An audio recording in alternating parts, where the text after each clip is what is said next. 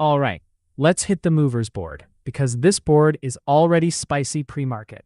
SPY barely green, QQQ up 0.25%, IWM basically flat, VIX down a touch. So the tape is calm, but these small names are not calm at all. Wedo is the monster, up 180%, almost 579 times relative volume. STKH right behind it, up 128. CAPR up 85, Surge up 71, and look at that volume number, over 143 million shares already. So here at the markets desk, this is the job. Don't just stare at the percent gain. We want volume, float, where the bid showed up, and whether this is real continuation or just pre-market air. All right, let's pull up WETO. This is the wild one on the tape right now.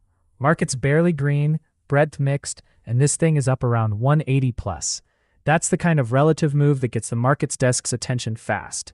On the 1 minute, the move started around that 950 area, undercut to 923, then buyers just jammed it. Higher highs, higher lows, and then oof, look at that expansion candle.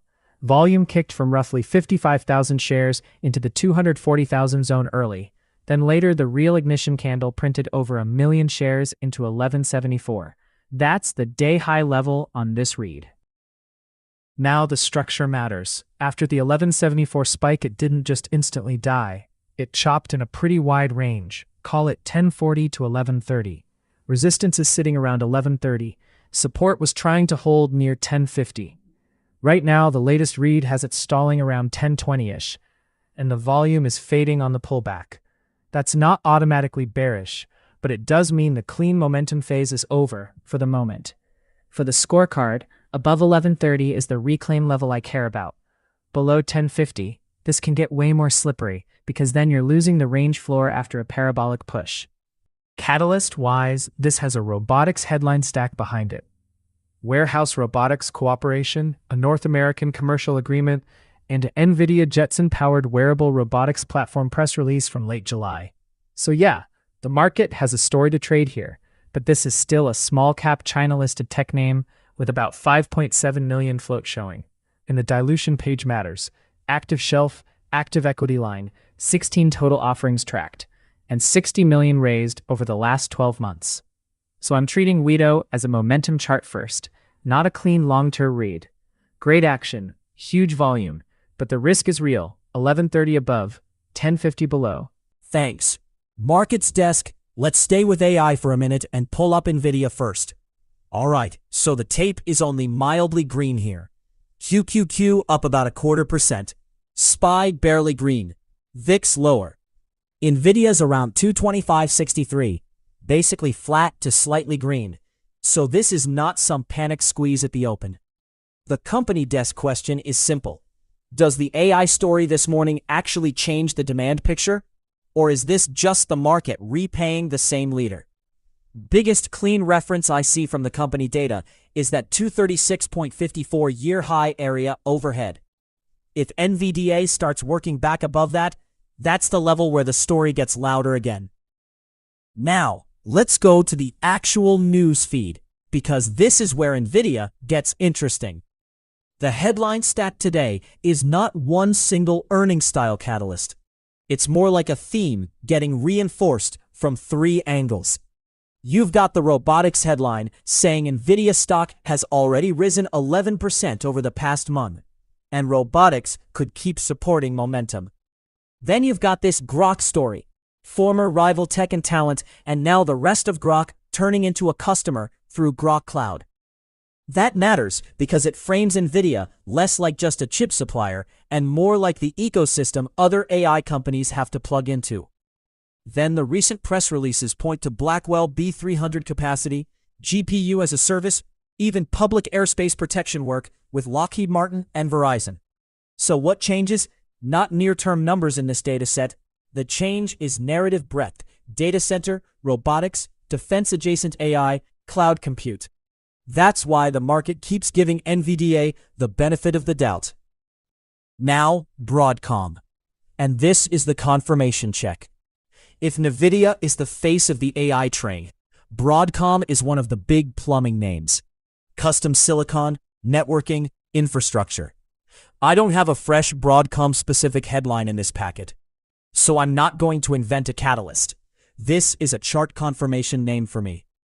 If AVGO is firm while NVIDIA is firm, that tells you the market is still buying the broader AI buildout, not just chasing one ticker. If AVGO can't participate, then the AI trade is a lot narrower than the headlines make it feel.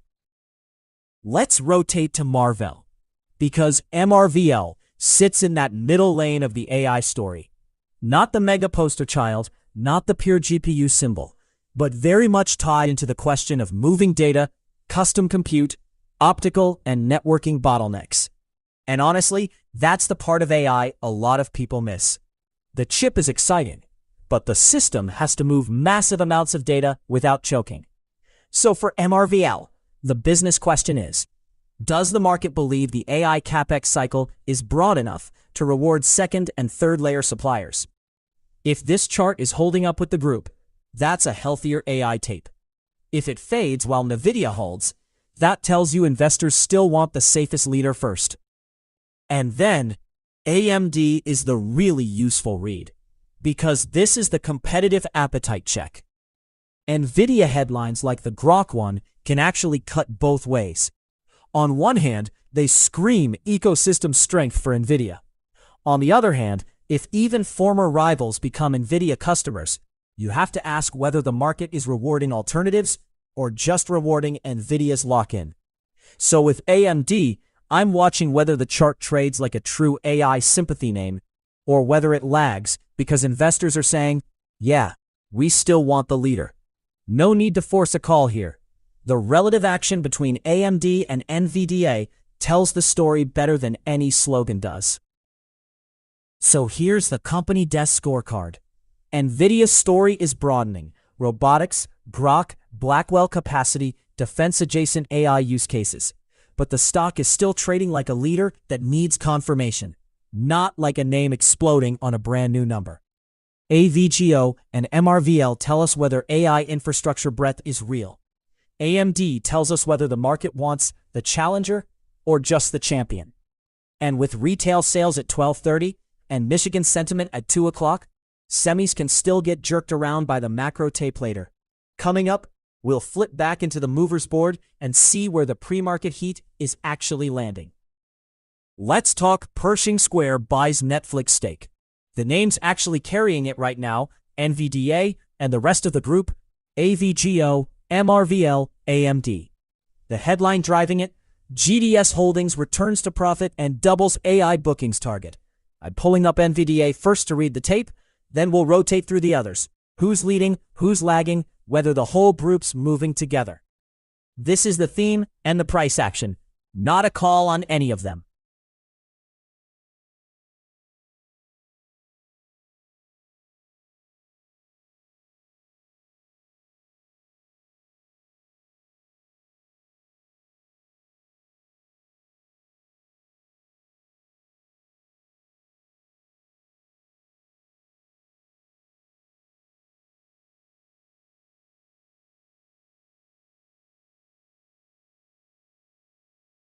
Thanks, company desk. All right, markets desk back on the movers board. And this tape is still sneaky. SPY barely green, QQQ leading a bit, VIX red, breadth mixed, but the top of this board is not mixed. It's wild. Wedo's still sitting up there, STKH still a double, Capper still hanging around the top three.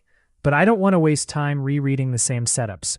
The fresh heat now is Surge, 41-cent stock, up almost 70%, monster relative volume. AKN's next with a mid-7 handle and a tighter float. Then we've got the pain names too. INV down 40+, MVIS hit hard.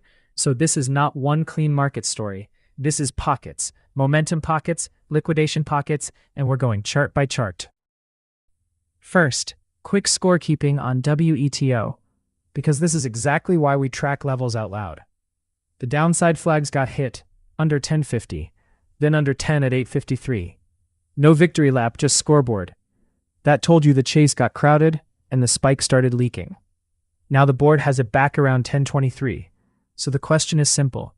Can it actually rebuild above 10? Or is this just a bounce inside a broken move? The open upside level is still 1130. That's the spot where momentum gets interesting again. Below that, I'm not treating it like clean continuation. I'm treating it like a very hot small cap tape that already punished late buyers once this morning.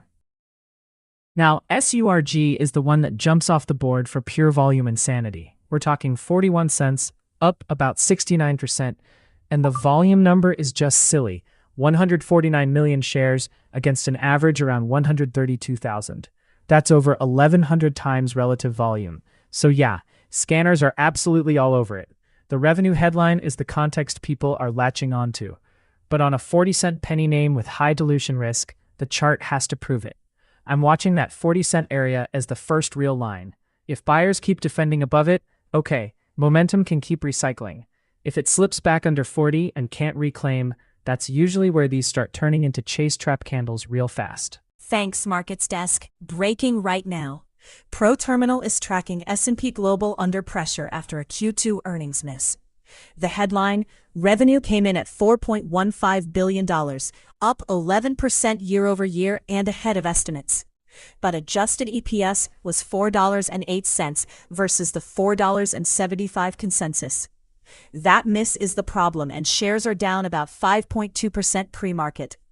What we know, the top line held up, margins expanded, but the profit line missed where investors were leaning. What we don't know yet is whether the market treats that as a one-quarter stumble or a valuation reset for the financial data group. And that matters because the tape is not exactly falling apart. SPY's around 778.8, up 0.12%. QQQ up 0.29%. So this looks like an SPGI-specific punishment, not a broad risk-off bonfire. Next headline, the Fed held rates steady at 3.50% to 3.75%, but the wrinkle is the descent. 3 officials favored a hike. And here at the macro desk, that's the part that matters. A hold with 3 hike descents is not exactly everyone singing from the same hymn sheet. It's more like the committee said, "We're fine," while 3 people were already reaching for the fire extinguisher. For investors, the point is simple. The policy rate didn't move, but the inflation concern did not disappear. That keeps duration, growth stocks, the dollar, and gold all sensitive to every next inflation and consumer read. And the follow-through headline. Markets rallied briefly after the Fed hold, but the cross-asset tape got messy fast. The dollar dropped about 0.31%. 10-year yields dipped, then reversed higher by roughly 3.9 basis points. That's the bond market saying, nice hold, but we still have questions. Gold's bid this morning, up about 0.58%. Oil's a little softer, down 0.22%. And crypto-linked names are not getting the same relief bid, with BITO down 1.17%, Coin down 1.1%, and MSTR down 1.65%. So the macro read is, equities are calm, volatility is lighter with VIX near 19.44, but rates are still the steering wheel. Coming up, we'll kick it back toward the movers board and see which single names are ignoring all of this. Thanks, Macro Desk. Let's hit CGTL because this small cap chart is nasty. 1-minute chart up now. Early rip from about $5.78 to $7.25. Big volume candles. We're talking 700K plus prints. And then, oof, look at that fade. Last read is closer to $4.90, and the candle package has it basing around $4.80 to $4.85. So yeah, headline gain is around 42%, but this is not clean squeeze mode anymore. This is spike, reject, lower highs. Here's the score on the tape. Buyers won the opening blast. Sellers have won everything after the $7.25 high. The level underneath is obvious, 470 to 465. That's the little base. If 465 breaks below, this fade can get ugly fast because now you're losing the low after already giving back the whole spike. On the upside, I need to see $5.80 reclaimed before I'd even call it a real reset. That's basically the open/resistance zone from the chart. No clean VWAP print in this data packet. So here at the markets desk, I'm using the open, the high, and the low as the anchors. And remember, float is only about 8.7 million shares. These things can halt, can wick, can trap both sides. We're reading levels, not hyping the move. Thanks, Markets Desk. Quick market minute reset here at the macro desk. It's 9:02 a.m. Eastern.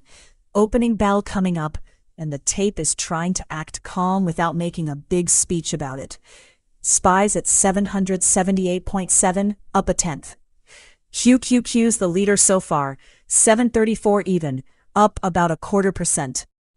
IWM's barely green at 303.7, and VIX is slipping to 19.44, down almost 0.9%.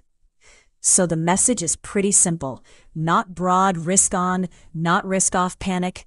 More like the market put on a clean shirt and is pretending yesterday's Fed drama didn't happen. Breadth is still mixed though, so don't confuse green index prints with everything working underneath. The cross-asset story is the useful part. Dollar's a little softer at 28.13, down 0.18%. The yen proxy is firmer at 57.83. Gold is catching a bid, GLD 401.28 up 0.58%, while oil is a touch lower at 124.75. That combination says the market's not fully celebrating. It's more of a controlled exhale after the Fed hold and the dissent chatter. Bonds are split too. TLT down 0.23%. IEF up a hair, so duration isn't giving stocks a clean green light yet. And crypto-linked names are heavy. BITO down 1.17%, Coin down 1.1%, MSTR down 1.65%. So the speculative end of the pool is not exactly doing cannonballs. What I'm watching into the open, QQQ holding above that 734 area, VIX staying under 20, oil staying offered. And then later today, retail sales at 12:30 and Michigan sentiment at 2. Coming up, we'll kick it back to the movers board and see which names are actually earning their green candles. Thanks, Macro Desk. All right, Markets Desk, back on the movers board. Tape is green but sleepy. SPY barely positive. QQQ up about 0.25%. VIX lower, breadth mixed. So when this board is showing WETO still up 170, STKH up 100, Capper up 88, that is single name chaos, knock index beta. HHS is the fresh one I want to hit first, up 70% around 478. AKAN is still playing with that $8 line we already circled. And scoreboard note, SERG below 40 cents got tagged, so that one goes from breakout mode to prove it mode. We're going chart by chart now. First chart, HHS. This is Hart Hanks, not the biggest volume name on the board, but it's fresh heat. Up about 70% on just over 800,000 shares. Relative volume almost 8 times normal. Price is sitting around 478, so the lines are not complicated. $5 overhead is the obvious magnet. 450 underneath is the first area where I'd want to see buyers defend, if this is real momentum and not just a pre-market air pocket. Oof, and with these small floats, that wick risk is real. One fast rejection at 5 can change the whole personality. So for the Markets Desk scoreboard, HHS above 5 is the upside reclaim line. Below 450, I stop treating it like clean momentum. Now Capper, this is the cleaner biotech gap leader on the board. It's up about 88%, doing more than 20 million shares, and the key is super simple, $8. We're sitting right around 7.90-ish on the board. So if this 1-minute chart starts accepting above 8, not just a wick, actual candles holding up there, then buyers are saying the pre-market move still matters. If it tags 8 and immediately gets stuffed back under it, that's rejection, and then the gap can get real choppy fast. So for Capper, I'm not chasing the headline. I'm watching the behavior around 8. STKH next, and this one is way more dangerous because that float is tiny. We're talking under 500,000 shares in the float, up about 100%, with volume already over 11 million. So yeah, it can squeeze, but it can also rug pull like crazy. The zone I care about is 6. If the bid keeps stepping in under 6 and it keeps reclaiming, that's strength. If 6 turns into a ceiling and every pop gets sold, that's the fast fade setup you see in these micro float names. This is exactly where you don't marry the move. You read the tape candle by candle. Wedo, quick scoreboard check here, because we already hit this one earlier. And yeah, it's still gigantic on the board, up about 171%.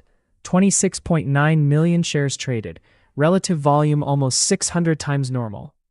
But the question now is not, is it up a lot? We know that. The question is, after those downside hits, is it stabilizing or is it still leaking? Board marks around 980, so for me the clean repair level is $10. If the 1 minute keeps rejecting under 10, that's still a lower high look. If it can actually reclaim 10 and hold above it, okay, then the tape changes a little. Under 950 though, that's where I'd worry the fade is still in control. Now Surge, totally different animal. This is the penny stock volume monster, 38 cents, up about 55%. And listen to this volume, 154 million shares, relative volume over 1,100 times average. So the crowd is absolutely here. But this is also high dilution risk, low price tape. So don't treat it like a normal large cap chart. 40 cents is the scoreboard line. Earlier it lost that sub 40 area. So now watch whether 40 cents turns into resistance, or whether buyers can reclaim it and actually hold above it for more than one little spike. If it keeps failing at 40, that's supply talking.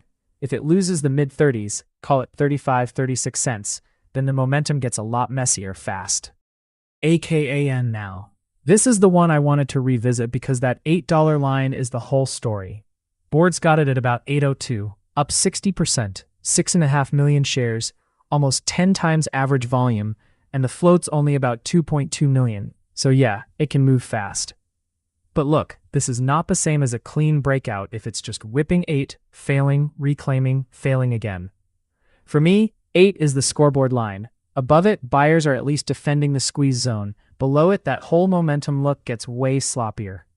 And because AKAN has dilution data showing medium risk, I'm not treating this like some clean institution name. It's a tape read. If it's holding 8 with volume, fine. That's strength. If it keeps losing 8, that's a trap look, not a chase look. All right, flip it to the red side for a second. INV first, then MVIS, because the losers are ugly too. INV is sitting right near $2, down 43%. Volume's about 1.76 million, but relative volume is under 1, so this is not some crazy liquidity event like Surge or Wedo. The clean downside line is $2. If INV loses 2 and stays below it, that's where the tape can get cleaner to the downside. If 2 keeps absorbing, then shorts can get chopped up around the obvious level. Now MVIS, down about 40% at 226, and the key difference is this one has much lighter relative volume, about 0.29, with a much bigger float, so the selling pressure looks more like a heavy bleed than a tiny float air pocket. Also, dilution risk is marked high here, so that overhang matters. Between the two, INV has the cleaner psychological $2 test. MVIS has the uglier overhang but less aggressive relative volume. Good board, lots of action both ways. We'll leave the mover names there and hand it forward to the next desk. Thanks. Markets desk, quick newsroom sweep here at the macro desk. Top story. Grub Market has filed a confidential S-1 for a U.S. IPO, with the private valuation referenced around $4.5 billion. This is not a live public trading ticker yet. So no, we're not pretending there's a chart to chase. But it matters because the IPO window is a sentiment gauge. The pitch is very 2026. AI-powered food supply chain, acquisition-heavy growth, public market test. Investors are going to care about the growth story, but also integration risk and that prior SEC settlement over revenue misstatements. AI meets produce logistics, because apparently even the avocados need a data stack now. Next up, S&P Global. We already hit the earnings pressure earlier, but the new wrinkle here is capital return. S&P Global raised its 2026 share repurchase target to more than $7 billion, which is over 5% of its market cap. That matters because management is trying to send a pretty core message. Cash flow is strong enough to lean into the stock even after the profit miss. Buybacks don't magically erase an EPS miss. Would be nice, but accounting is rude like that. But they can change the supply-demand setup in the shares. Apple is the next big one. The desk is tracking a China-specific AI model developed with Alibaba support.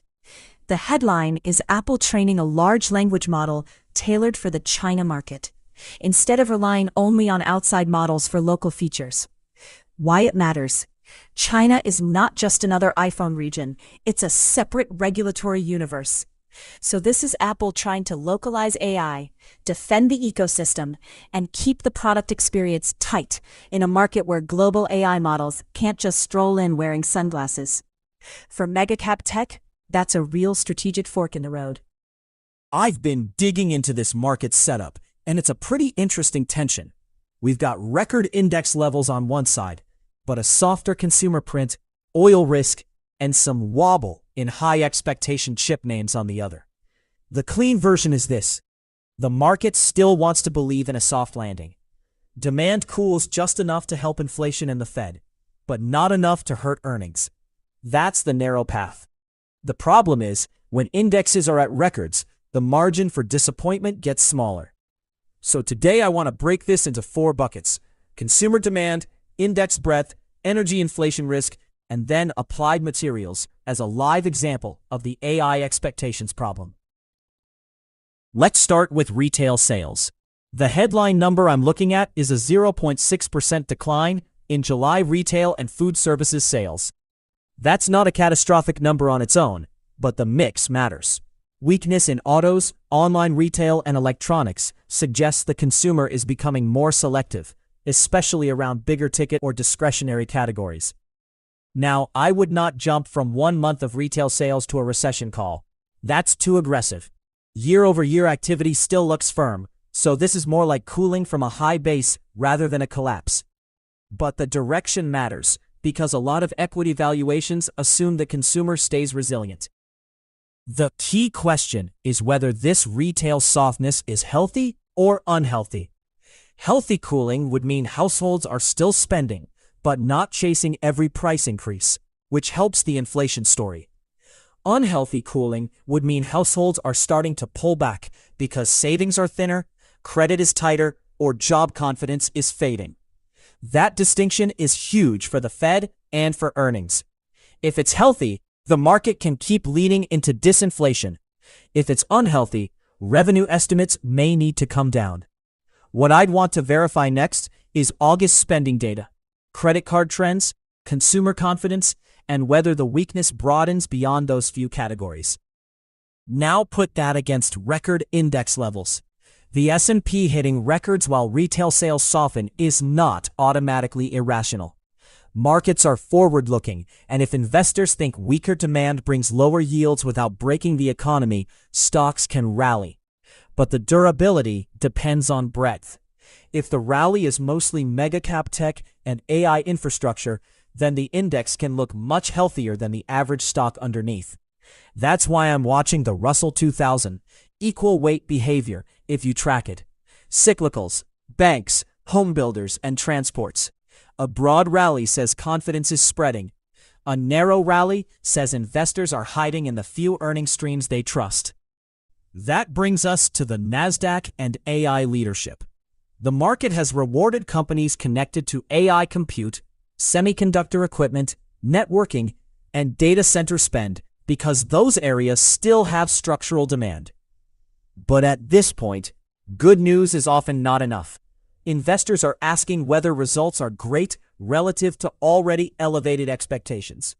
That's a very different hurdle. A company can post strong numbers, talk about AI demand, and still trade lower if the market wanted even more. That's important because record indexes can hide expectation risk. The setup is not just about whether companies are growing. It's about whether they can keep surprising upward. Applied Materials is a good case study here. On the platform, AMAT is showing around a 5.7% decline, even though the news flow points to strong results and continued AI-related demand. The profile shows Applied as a semiconductor equipment company, basically selling the wafer fabrication tools and services that chip makers need to manufacture advanced chips. This is not a speculative pre-revenue AI story. It's a major infrastructure supplier with a market cap around $400 billion. But the valuation is not low either. The platform shows a price near $503, ES of $8.67, and a PE a little above 58, so expectations are clearly embedded. The AMAT reaction tells us something broader about this market. When a stock is priced for sustained AI capex growth, investors are not just judging the quarter, they're judging the slope of future demand. The recent headlines mention elevated expectations, strong results, and guidance that appears better than consensus in at least one write-up. But the stock is still slipping. That usually means the debate is around valuation, sustainability, margins, China exposure, or whether the strongest part of the cycle is already reflected. I'd also verify the platform's year-high and year-low range, because it's very wide, and any split adjustment or data issue matters before drawing conclusions. Looking at the AMAT headlines, one theme is that analysts still see AI demand supporting growth, while the market is reacting to how much of that growth was already priced in. That's the important distinction. A bullish analyst note is not the same thing as a low-risk setup. Semi-cap equipment is cyclical, even when the long-term theme is powerful. Spending cycles can pause, export controls can matter, China concentration can matter, and customers can digest capacity. So I'd frame AMAT less as a simple disappointment and more as a reminder. When expectations are high, the stock reaction can be harsher than the operating performance suggests. Now shift back to the macro. The Fed outlook gets complicated when retail demand cools, but inflation risks are not fully gone. Softer consumer spending should, in theory, reduce demand pressure. That gives policymakers more reason to be patient rather than lean aggressively hawkish. But inflation is not only about retail demand. Producer costs, wages, shelter, services, and energy all matter. If oil rises at the same time the consumer weakens, that is not a clean disinflationary story. It's more awkward. Lower demand helps, higher input costs hurt. That's why I'd be careful assuming one retail sales print automatically clears the path for easier policy. Oil is the wild card here. The research angle I'm focused on is risk around attacks near the Strait of Hormuz. That area matters because it is one of the most important choke points for global energy flows. Even if supply is not permanently disrupted, the market can price a geopolitical risk premium very quickly. Higher oil prices feed into gasoline, transport costs, airline costs, chemicals, and broader inflation expectations. For consumers, it acts like a tax. For companies, it can pressure margins unless they pass costs through. So oil strength alongside weaker retail sales is exactly the combination that makes the soft landing narrative more fragile. The stagflation light risk is what the market does not want to see. Slower consumption plus higher energy costs. I'm not saying that's the base case, but it's the scenario to monitor. If oil pops and treasury yields rise because inflation expectations move higher, that can pressure the same long-duration growth stocks leading the indexes. If oil pops but yields fall because growth fears dominate, that tells a different story. So the yield reaction matters as much as the oil move itself. Equities can handle some energy volatility. They have a harder time when energy volatility starts challenging the Fed path and the earnings path together. Another smaller but interesting catalyst in the mix is Reddit's expected inclusion in the S&P 500. That kind of event can create mechanical demand because index funds and benchmarked managers may need exposure. But it's important not to confuse index inclusion with a fundamental upgrade. The business does not suddenly generate more cash flow because it enters an index. What changes is the shareholder base and near-term flow dynamic. So with a name like Reddit, I'd separate the flow catalyst from the valuation debate. Mechanical buying can matter for price action, but over time, the market still comes back to revenue growth, margins, user engagement, and monetization.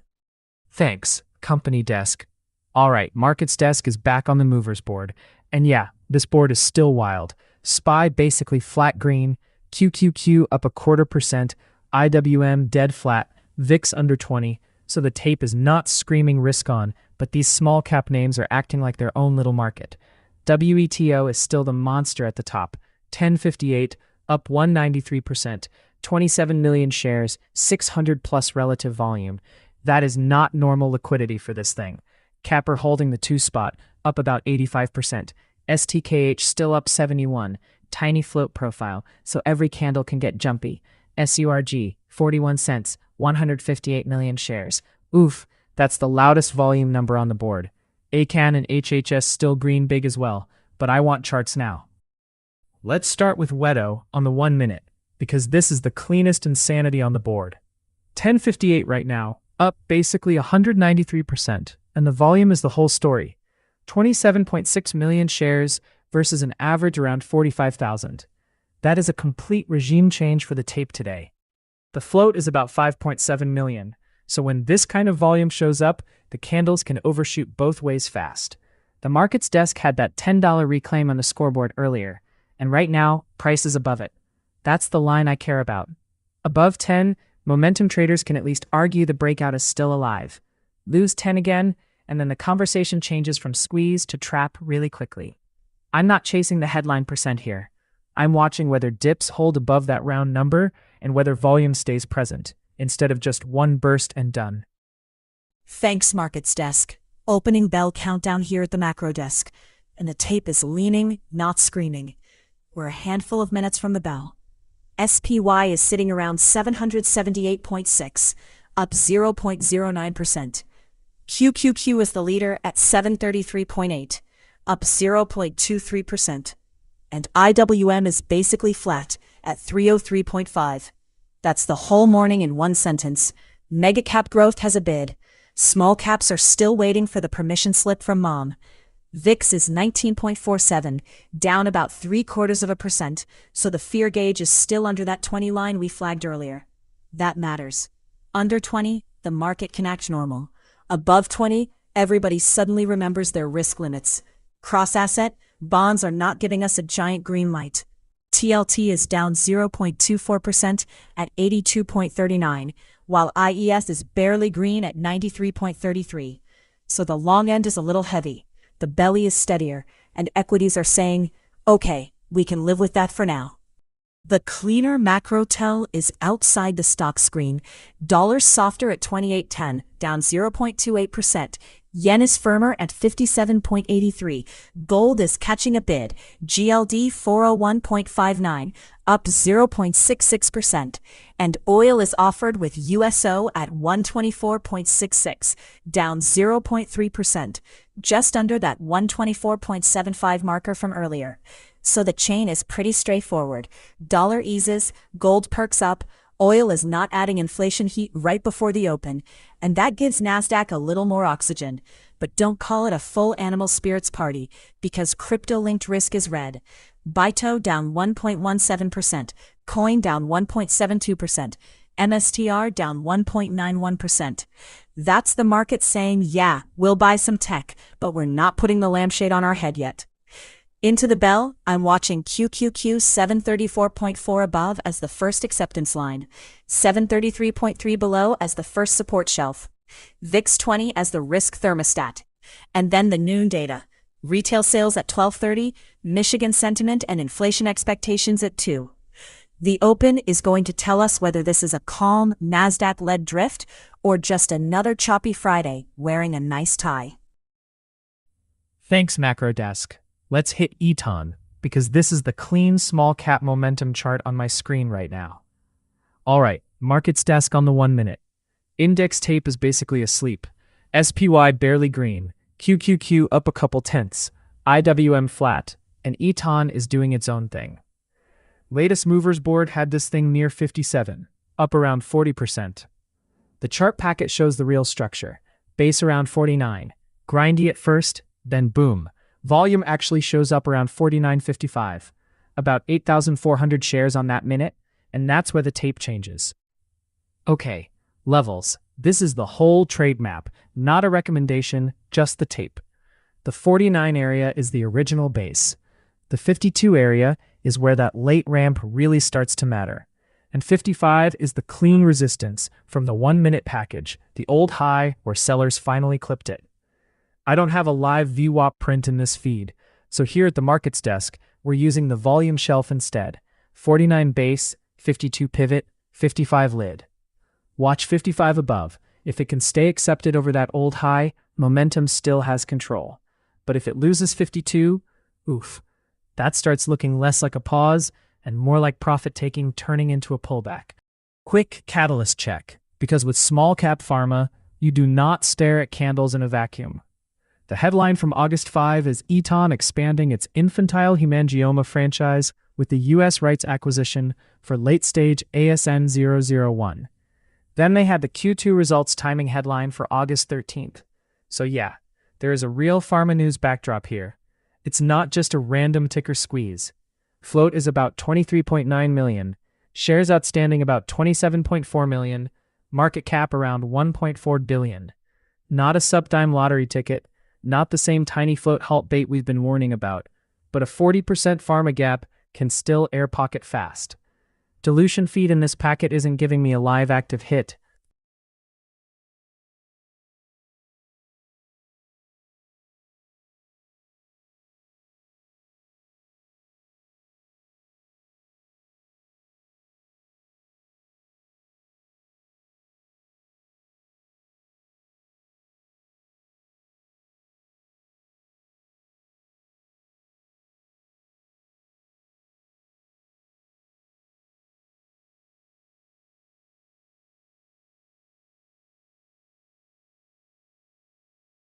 All right, markets desk back on the movers board. This thing is still loaded.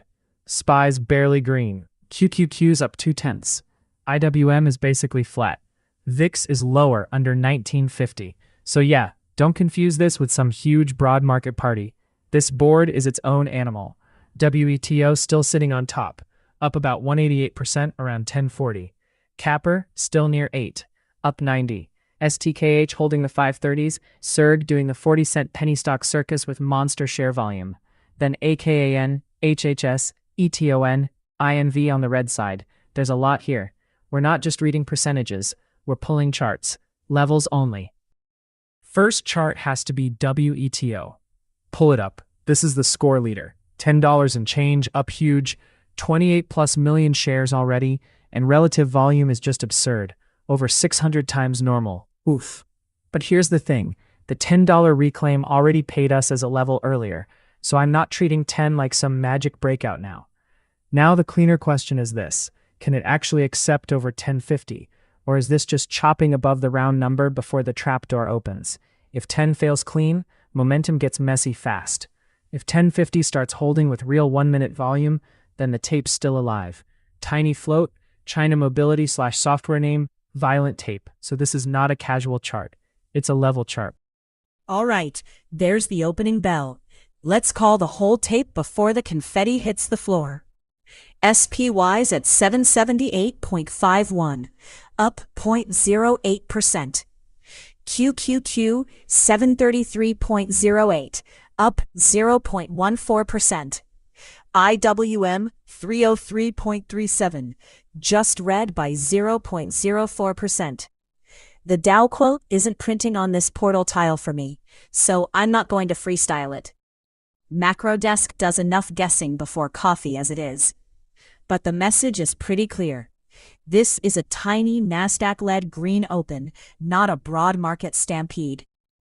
VIX is 19.45, down 0.87%, so volatility is still under 20, and the risk thermostat is cooler. But breadth is mixed. So don't confuse a green megacap headline with everybody joining the party. And QQQ is opening underneath that 734.40 acceptance line we had queued, with the low 733s still the first shelf. That's the whole morning in one little box. Can tech reclaim the upper 734s? Or is this just a polite opening pop with weak knees? Now, the first movers out of the gate. The index tape is quiet, but the alley behind the exchange is doing carnival rides. Weto is still the fireworks name, up about 195% at 10.65 with 642 times relative volume. STKH up 82.6% at 5.26. Capper up 75.8% near 7.40 after that earlier squeeze. SERG up 59% around 39 cents. AKAN up 57.7% near 7.90. HHS up 50% around 4.22. Then on the other side, INV is down 43.8% near $2. MVIS down 38.7%. So here's the read. Traders are chasing very specific catalysts, but they're not buying the whole small cap complex. Russell is still slightly red. That's selective risk appetite, not a full green light. Agenda from here: does NASDAQ broaden? Does VIX stay below 20? And do we get actual macro confirmation later with retail sales at 12:30 and Michigan sentiment at 2? Or is this just opening bell caffeine wearing a nice jacket? Okay, cross-asset check real quick, because this is where the open either gets confirmed or it starts looking a little wobbly. Bonds are not giving you one clean story yet. TLT's down about 0.4, but IEF is basically flat, tiny green. So the long end is still a little heavy, but the belly isn't exactly screaming panic. Dollar's softer, down about 0.3. Yen's firmer by 0.5%. Gold's up almost 0.8, and oil's lower. That mix is a little defensive, honestly. Softer dollar helps risk. Gold and yen firming says there's still some safety bid, and lower oil takes a little inflation heat off the screen. Now, crypto proxies are not helping the animal spirit side. BITO down 1.2%, Coin down almost 1.9%, MSTR down 2.3%. So, yeah, NASDAQ's green, but crypto beta is red. That matters. Let's drop it back to QQQ for the actual morning map. VIX is still around 19.5, not exploding, but not asleep either. QQQ's range is tight. 734.40-ish is the top of the morning. 733.30 to 733.45 is where buyers have been trying to defend. Above 734.40, you've got a cleaner upside push. Below 733.30, that opening base starts to fail. Calendar-wise, stay alert for the scheduled data on deck, because with a tape this compressed, one macro headline can move the whole thing. All right, that's the opening macro math. Next, we're going to hand it toward the movers and see where the real heat is hiding. Thanks. Macro desk. Quick tool check, because this is the whole board we're trading off here at the markets desk. These movers, the gainers, the losers, the relative volume flags, the float context when it's there, that's ProTerminal. And just to be clear, the board is not a buy list. It's a research radar. Weto, STKH, SURG, all of these are screaming for attention because the tape is loud. Then we decide if the chart actually backs it up. Now this tab, right here, Dilution Center. Super important on the small cap stuff. Oof, this is where a lot of people get smoked if they only stare at the green candle. You want to know, is there a shelf? Is there an ATM? Was there a recent offering? Could supply hit the tape? It doesn't mean a stock can't run. It means you actually know the risk sitting behind the move. Data can be incomplete or delayed sometimes, so you still verify. But this is where I want my first risk check. Let's use Surge as the example. On the stock profile, I can jump straight into filings, press releases, insider activity, all the stuff that tells me why the stock might be moving and whether there's anything ugly hiding underneath. I don't need 10 tabs open. I need the headline, the filing, the timestamp, and then I need to get back to the tape. That's the workflow. Catalyst first, risk check second. Chart confirms or denies it. And then, boom, right back to the 1-minute chart. This is where the markets desk lives. Candles, volume bursts, failed wicks, VWAP fights, the actual bid-offer story. The platform's just giving us the data cleanly. It's still educational. It's still on you to handle risk. And nobody should treat a hot mover like a guaranteed trade. If you want the same setup we're using on stream, movers, charts, dilution, filings, insider data, sign up at proterminal.io. Coming up, we'll flip right back into the mover scan.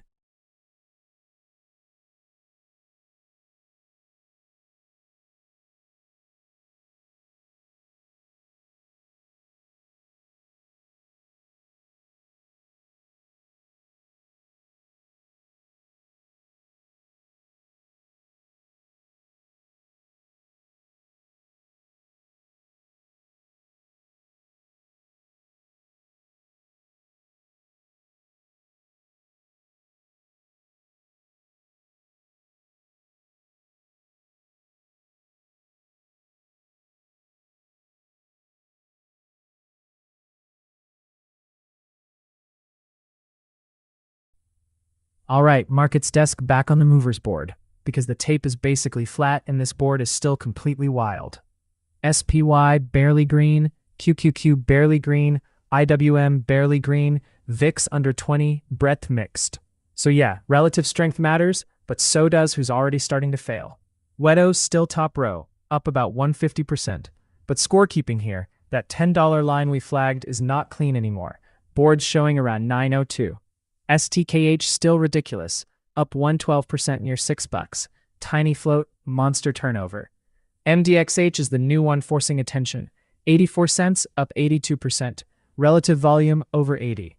Capper's still green, but we already got that downside hit earlier. AKAN, Surge, HHS all still on the hot side. And then look at the red side. INV down 46, CXAI down 43. Not every volume spike is a squeeze. Some of these are just air pockets. Let's pull Weto first, because this is the scoreboard name. Oof, look at the risk here. Top gainer, yes, but the markets desk flagged $10 as the messy line, and now we're living below it. That changes the read. When a stock is still up around 150%, but it loses the clean round number that fast, I don't care how pretty the gain column looks. Now I'm watching whether 9 becomes an actual shelf, or if it's just a speed bump on the fade. Board price is around 902, volume already over 30 million, relative volume 674, float about 5.7 million. That is monster turnover versus the supply. It can whip both ways. To repair the momentum look, 10 has to get reclaimed. Under 9, the fade starts looking way more organized. So Weto map right now, 10 reclaim above, 9 fail below. STKH next, and this is a totally different flavor than Weto. We're sitting right around that $6 area, up about 112%. But the key detail is the float, under 500,000 shares reported. That is tiny. So yeah, 18 million shares traded is a monster tape, but with a float like that, the candles can look beautiful for 30 seconds, and then one seller prints a full nasty wick. What I want to see here is volume actually holding the bid around 6. Not just these vertical pops that immediately reject. If STKH can stay above that $6 line, fine, momentum's still alive. If it keeps wicking through it, that's where this starts looking more like chase and trap than clean continuation. Now, MDXH, healthcare diagnostics name, 84 cents, up about 82%. And this one's doing it on real volume too, 15.4 million shares versus normal volume under 200,000. So relative volume is over 80 times. But big difference from STKH, this is still a sub-dollar healthcare tape with high dilution risk on the board. So you don't treat every green candle like it's clean institutional accumulation. The line for me is pretty simple. 80 cents means to stay defended. If 80 cents keeps holding, traders are going to stare at that $1 magnet all morning because penny stock psychology is real. But if it loses 80 and can't reclaim it quickly, that's where the move can turn into a VWAP-style fade pretty fast. Capper, now. And I'm not going to relitigate that earlier fight, because the cleaner read is what happened after the pop. This is still up 73%, 25 million shares traded, so it's not some sleepy biotech print. But the question right here is stabilization. Around 730, that's the spot I care about on the 1 minute. If buyers keep absorbing dips there, okay, you've got a base trying to form after the squeeze. If 730 starts slipping and the candles can't reclaim it, then this gets a lot more chasey and a lot more fragile. So Capper's not dead on the tape. It's just moved from breakout mode into can buyers actually defend the shelf mode. AKAN next. This is the cannabis-related momentum name, and yeah, this one can get jumpy fast. Price is sitting around 850, up about 70%. 7.4 million shares traded, and the float profile is tiny, just over 2 million shares, so every volume burst matters. But with that, you also get the ugly stuff. Wick risk, halt risk, and those sudden air pockets where a green candle turns into a trap in 2 minutes. The read for me is simple. If it's holding the 850 area with volume still coming in, momentum traders are still paying attention. If it keeps poking above and instantly rejecting, that's where I'd call it more of a headline squeeze than a clean continuation tape. Respect the range on this one. It can move $1 before you finish blinking. Last one on the green side I want on the 1 minute is Surge, because this is the loudest volume print on the whole board. 176 million shares, relative volume over 1,300 times normal, and it's still only a 38-cent stock. So yeah, huge tape, but high dilution risk, sub-dollar mechanics, and this is exactly where you don't chase candles just because the percentage is green. The read for me is simple. If it keeps popping and failing back under VWAP, that's the trap version. Volume is massive, but buyers aren't controlling it. If it can actually reclaim and hold the middle of the range, then you've got continuation attempts, but it has to prove it. Now flip the board red for a second. INV almost cut in half, down 46% around $1.94. That's downside momentum, not just a little dip. CXAI is even nastier looking on the percentage board, down 43% and sitting basically on the dime area at 10 cents. If that 10-cent line cracks, that's where the risk gets really gross fast. Quick board check before we hand off. DAAQ is up 43, but only about 51,000 shares, so I'm not treating that the same way as a Surge or Weto volume event. HHS Cleaner Liquidity, up 46 on about 2.4 million shares, worth keeping on the side screen. All right, good movers pass. We've got the small cap chaos mapped out, and now we're handing it over to Mega Cap Watch to see what the real leadership names are doing against this flat tape. All right, quick Mega Cap check. Let's pull up JPM, because the banks are actually giving us a clean chart, while the tape is mixed. Okay, daily chart first. This is not a messy chart. JPM has been stair-stepping higher from that old 295 zone. Then it broke through the 330s, held the pullbacks, and now it's pressing right back into the high end of the range. The daily candle work has the key high up around 366.09, and current chart read is sitting around 364.79. So yeah, this is knocking on the door. But here's the thing. The move into the mid-360s is coming on lighter volume than the prior breakout push. That doesn't kill the setup, but it means the market's desk is not blindly cheering it. I want to see acceptance near the highs. Watch 366.09 above. That's the daily breakout door.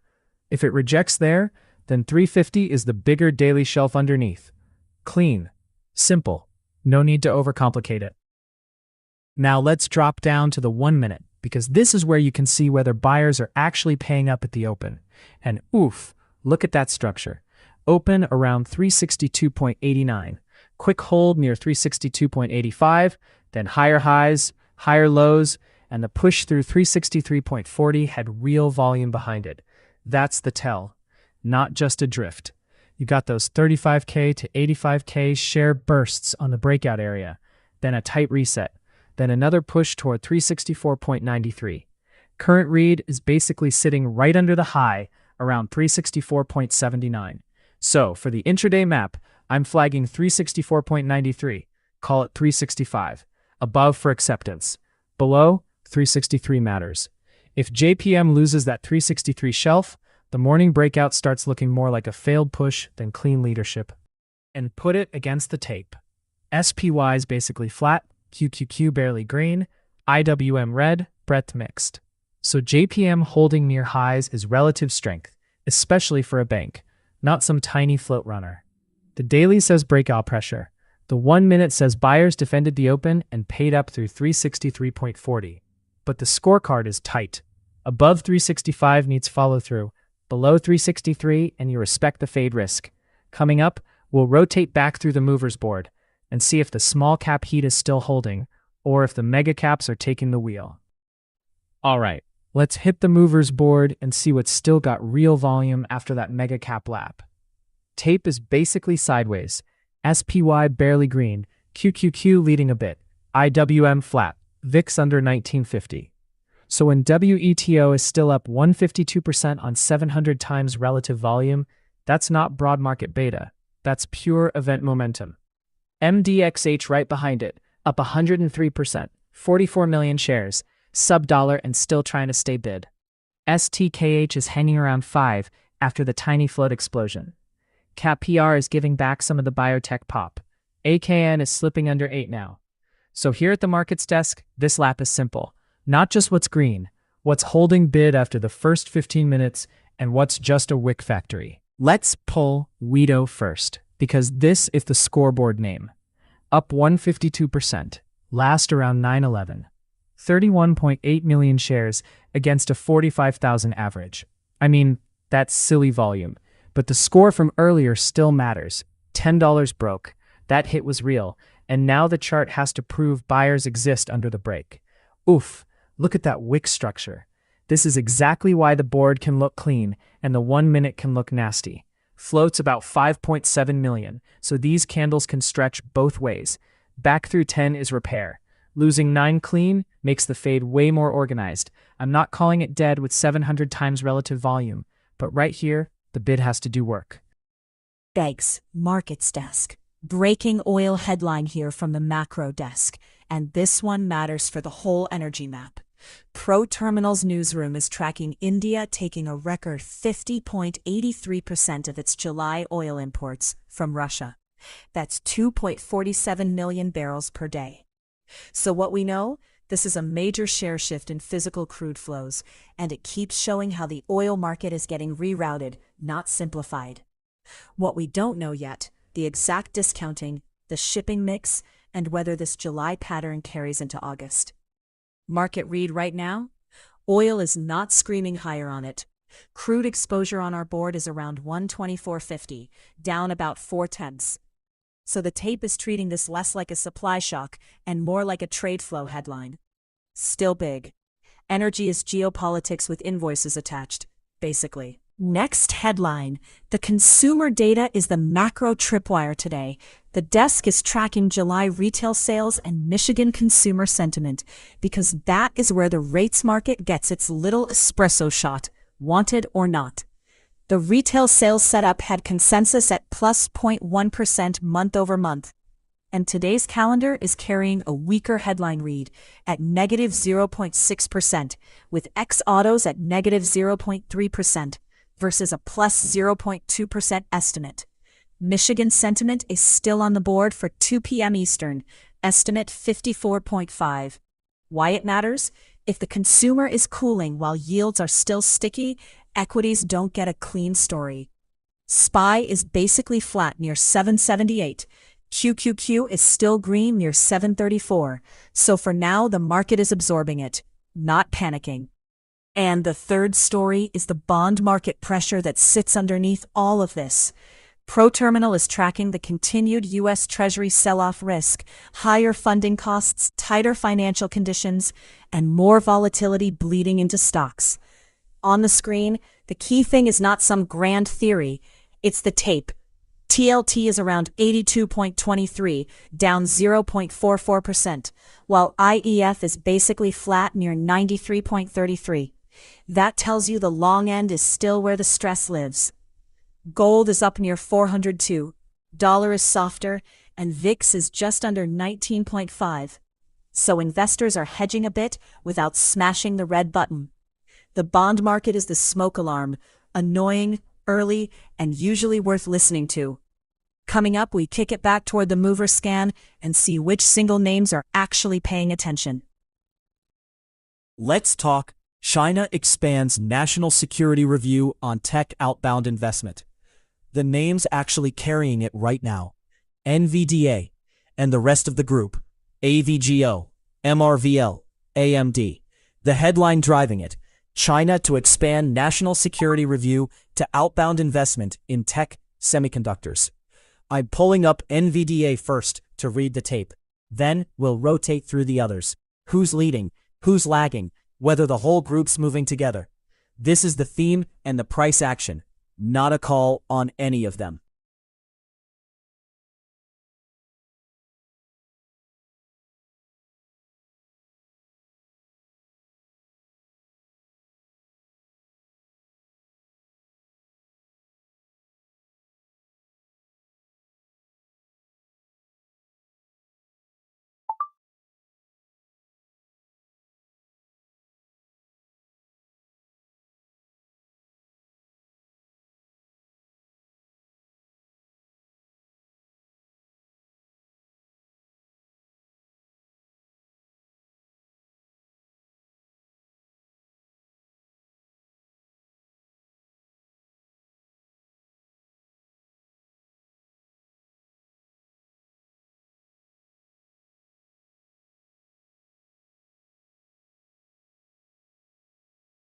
All right, company desk here. Let's connect Apple's $60 billion Texas manufacturing headline to the AI chip names actually trading on the screen. We're starting with NVIDIA because look, if the market is going to price a domestic AI hardware build-out, NVDA is usually the first place traders check. Tape is mixed, but not heavy. QQQ up about 0.2, VIX under 20, and NVDA is green by roughly 0.6, around 226.70. So the first question is simple. Is this real leadership or just another headline getting layered onto an already crowded AI trade? Thanks, Company Desk. Quick Stock Whisperer check-in on the simulated paper book. I just opened Capper Long, 600 shares, and the whole idea is very simple. FDA data review momentum, reclaiming 7.25, small starter, defined risk. I'm not chasing the percent move here. Capper's already up big on the movers board. I'm testing whether that 7.25 reclaim can actually hold. If it rolls back under 7.05, that's my failed reclaim warning zone. If it can build and clear 7.75, then I've got confirmation that momentum buyers are still in control. Again, this is the show's paper portfolio, not something to copy. Rest of the book is steady.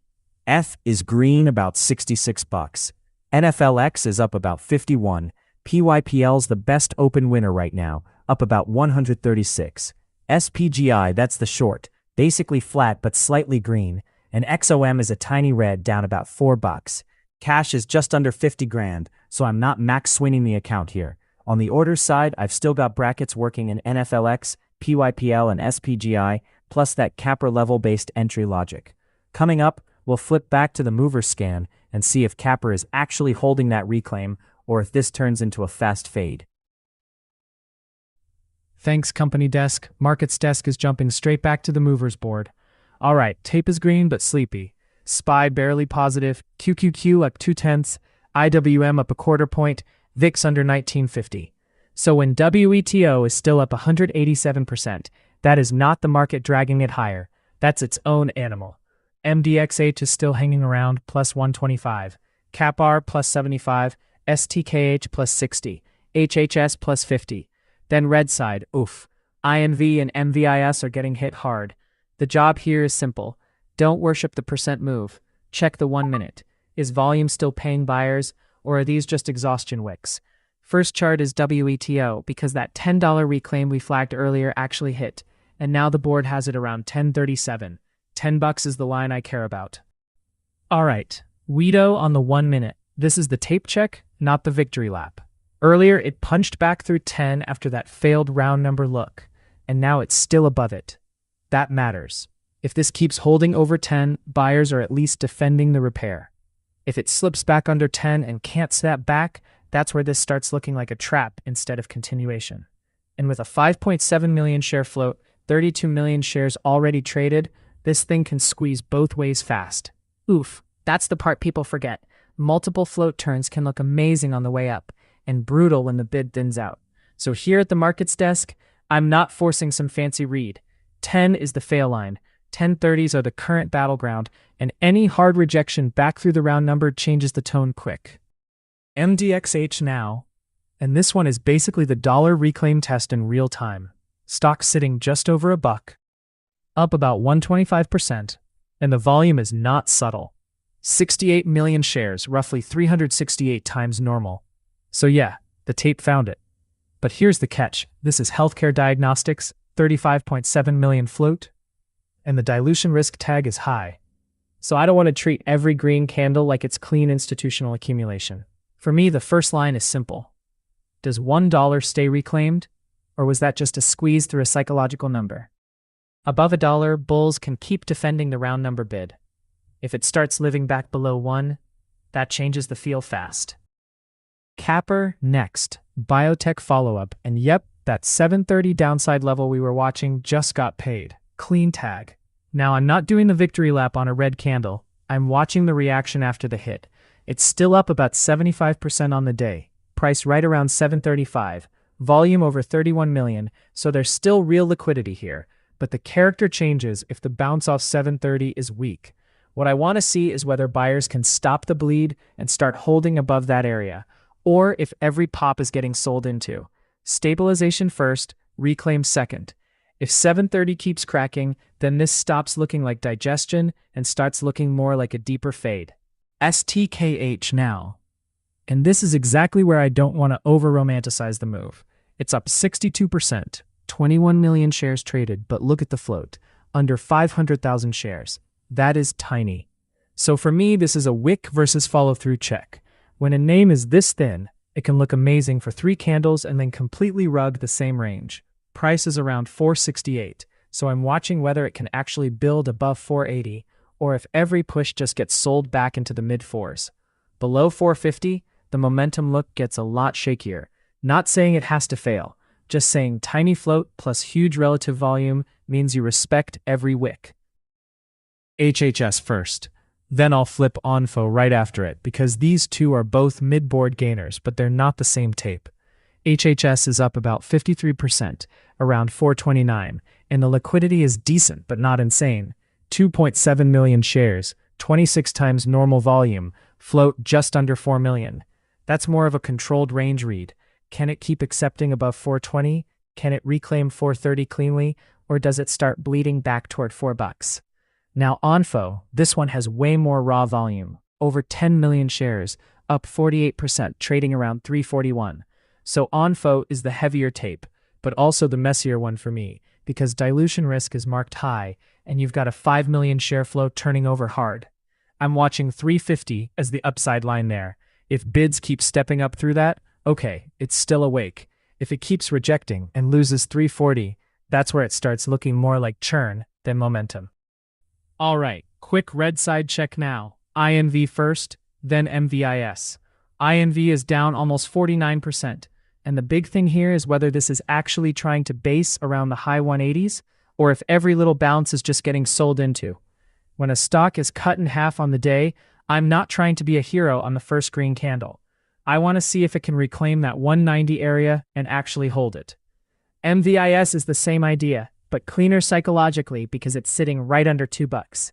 That $2 line matters just because everybody can see it. If it's below 2 and the pops keep failing there, sellers are still in control. If it can get back above 2 and stay there, then okay, maybe you get a better bounce attempt. But right now, this is still a damaged chart, not a pretty reversal. Speed round on the green side to close it. AKAN, nice move, but it's a thinner small cap tape, so I'm watching whether it can keep accepting above 730, 740, instead of whipping right back through it. And SERG, monster volume, over 200 million shares, up 45%, but it's still a 36-cent stock with high dilution risk on the board, so don't treat that like some clean blue chip breakout. On SERG, that 36-cent area is the whole fight. Hold above it and momentum traders stay interested. Lose it and this can turn into a churn fest fast. Good movers scan there. We hit the leaders, we hit the fades, and now I'm going to pivot us off the board and into the next headline check so we can see what's actually feeding this tape. All right, back to the movers board, because the indexes are basically sleepy, and this board is absolutely not. SPY's flat, Q's barely green, IWM's got a tiny bid, VIX is under 20. Mixed tape, nothing crazy there. But look at this board. WEDO's still parked at the top, almost a triple on the day. MDXH, still hanging around after that monster liquidity burst. Capper, oof, that one's important because we already saw that downside level get hit earlier, and now it's trying to figure out if buyers are still around. STKH is still spicy, still wick heavy. Then surge down here, that relative volume is just stupid. Over 1,500 times normal. So here at the markets desk, this is not a percent gain victory lap. This is levels, volume, and who's still actually holding a bid after the open chase. Let's pull WETO first. This is the one the board is making us respect. We flagged that $10 reclaim earlier. That hit. And now the question is way cleaner. Can it actually build above 10? Or was that just another squeeze wick? Price is around 1037 on the board. Volume is already massive. And with only about a 5.7 million float showing, every candle gets exaggerated. So I'm not chasing the headline number here. I'm watching the structure. If buyers can chew through the 1080 area and not instantly reject, that tells you the bid is still aggressive. If it starts living back under 10, totally different look. That's failed reclaim territory. And look, WETO has filings and dilution data on the platform, so this is exactly the kind of small cap runner where the chart can look beautiful for 30 seconds and still absolutely rug people if liquidity turns. Fast tape. MDXH next. And this is the important part, because after a squeeze like this, the chart can look amazing for about 5 minutes and then just start bleeding. We're sitting around 93 cents, still up 100% on the day, and the volume is not fake. 74 million shares, almost 400 times normal volume. So the question is super simple now. Are buyers actually defending the 90-cent area, or is this just churn after the move? I'd want to see it stay clean above 90, because once these sub-dollar healthcare names start losing that round number bid, the tape gets slippery fast. Also, dilution data is on here and the risk tag is high. So yeah, respect the momentum, but don't treat this like a clean large cap breakout. Now, CAPR. This one's different. Bigger biotech, not the same micro float circus. But we did get that downside level hit earlier, so now I'm checking the quality of the bounce, not just the headline percent gained. Price is around 689, still up 63%, and volume's heavy at about 32 million shares. But the relative volume is only 7.5 times normal. Strong, just not that insane Weto or MDXH type print. For the FDA momentum crowd, $7 is the emotional line right above it. If buyers can keep reclaiming that area, okay, they're still defending the story. If it keeps rejecting under 7 and starts living below 680, that tells you the chase is getting tired and the earlier downside hit mattered. So CAPR's still alive, but it's not automatic continuation. This needs buyers to prove it again. STKH now, and this is where the board gets really spicy. Current print is basically $4.50, up about 56%. But look at the share structure here. Float shown under 500,000 shares. That's tiny. So yeah, 21 million shares traded sounds awesome. 200 plus relative volume sounds awesome. But with a float that small, every candle can turn into a wick machine. The level I care about is simple. This 450 area.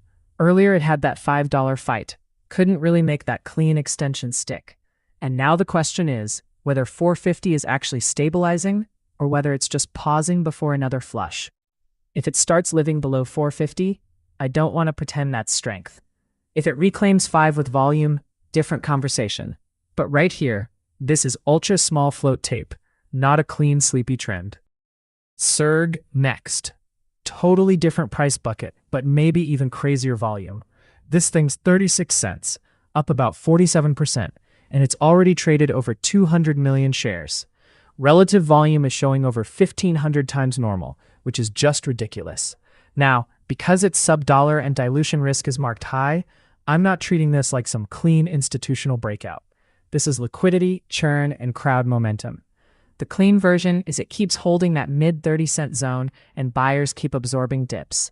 The ugly version is it keeps popping over 38-40 cents and immediately giving it back. That's churn, that's late chase getting fed into. So for me, clean holds matter way more than the headline percent gain here. If 36 cents keeps holding, the tape still has structure. If it loses that and volume stays heavy, that's when the move can get messy fast. ONFO and HHS rapid fire here.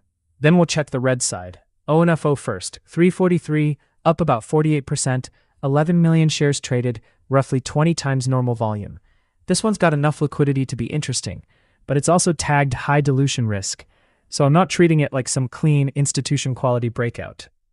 For me, the cleaner look is if it can keep accepting above that 340 area instead of instantly stuffing every push. Now flip HHS, 429, up 52%, but only about 2.7 million shares traded. Relative volume is strong, float small, but this feels more like thin chase behavior than ONFO. If HHS starts giving back those pops, I don't want to romanticize it just because the percentage gain is big. Quick red side sanity check. INV is ugly, down 49% at $1.83, but the volume isn't some market-wide panic tell. That feels isolated. MVIS, same idea, down 46 near $2, but relative volume's only about 1.2, so I'm not seeing that as the whole risk board breaking. And then AKAN is the last high beta gainer. 730, up 46, low float, cannabis name, medium dilution risk. Fun tape, sure, But if $7 starts failing, that can turn from momentum to air pocket really fast. So net-net, the board is still risk on, not risk off. Weto's still the star. ONFO looks cleaner than HHS to me, and the losers look more single name than contagious. Alright, coming up next, let's shift off the speed board and hit the next story driving the tape. Thanks, Markets Desk. Quick macro check on why this tape is so calm while the data's not. Here's the wide-angle shot. SPY is sitting around 778.4, up just 0.07%.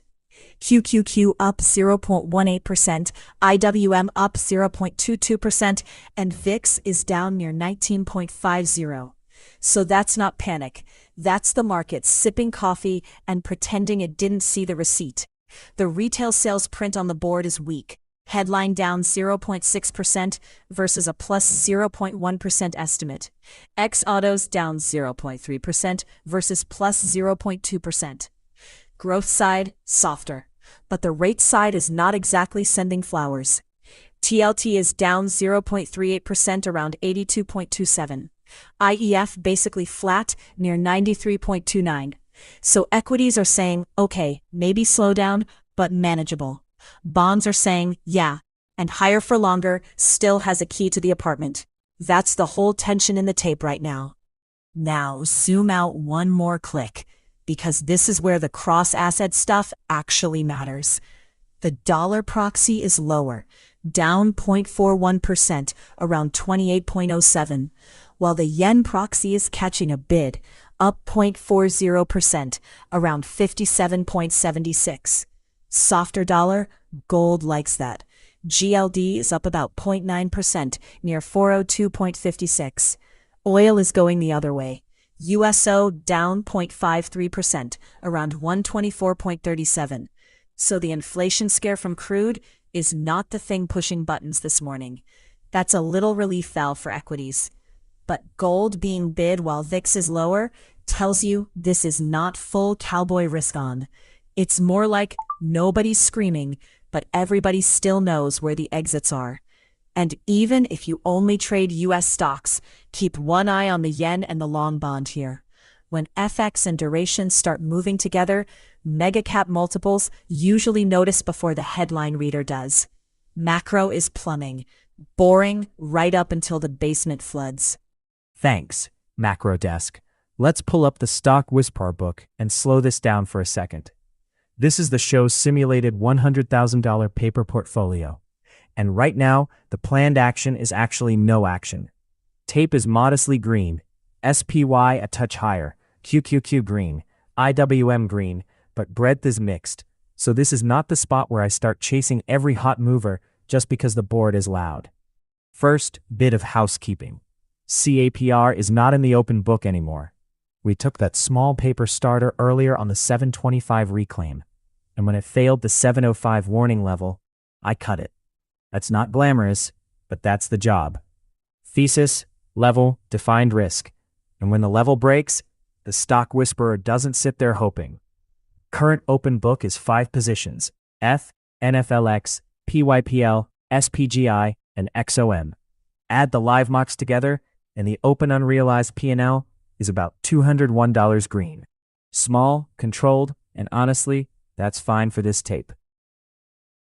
Alright, Ford first. F is a long 600 shares from 1385, marked 1396 right now. That's up about $66, roughly 0.8%. Not a monster, not supposed to be a monster. It's a steady position and it's behaving. Then NFLX, long 100 shares from 77.9577, marked 77.94, down $1.77. Basically flat. And when a position is basically flat, I don't invent drama around it. There's no fresh trigger here, no reason to force a button press just because we're live. PYPL is the cleanest open winner in the paper book right now. Long 150 shares from 59.6199, marked 60.53. That's up $136 and change, about 1.5%. So the question here is not, how do I get aggressive? The question is the original trade still doing its job? And right now, yes, it is. I'm not adding, I'm not moving pieces around on air without a new level. I'm just letting the clean one stay clean. Now the hedge-style piece. SPGI is short 20 shares from 424.15.5, marked 423.95. That's up $4.10. Tiny cushion, not a victory lap. Then XOM is long 60 from 159.28, marked 159.22, down 360, basically flat. And tying it back to what the macro desk just flagged, the oil flow headline is interesting, but interesting is not the same thing as executable. XOM is not getting touched from this mark just because the story is moving across the screen. Now, let's flip to the watch levels. I've got 3 upside triggers, but these are triggers, not tickets. AAPL above 308.50 is the headline continuation level if it can clear opening supply with market support. MSFT above 500 is the clean round number reclaim I'd care about for AI catalyst momentum. And NVDA above 227.50 is the semi-momentum check, but only if QQQ is firm with it. If those don't hit clean, the paper book does nothing. That's the whole point of having the level before the emotion shows up. So, final decision from the Stock Whisperer session, no live paper trade here. AAPL and MSFT have catalysts. NVDA is still on the growth watch, and the small cap movers are extended enough that I'm not paying up just to participate. This simulated book stays disciplined. Coming up, the news intermission can sort through the headline flow.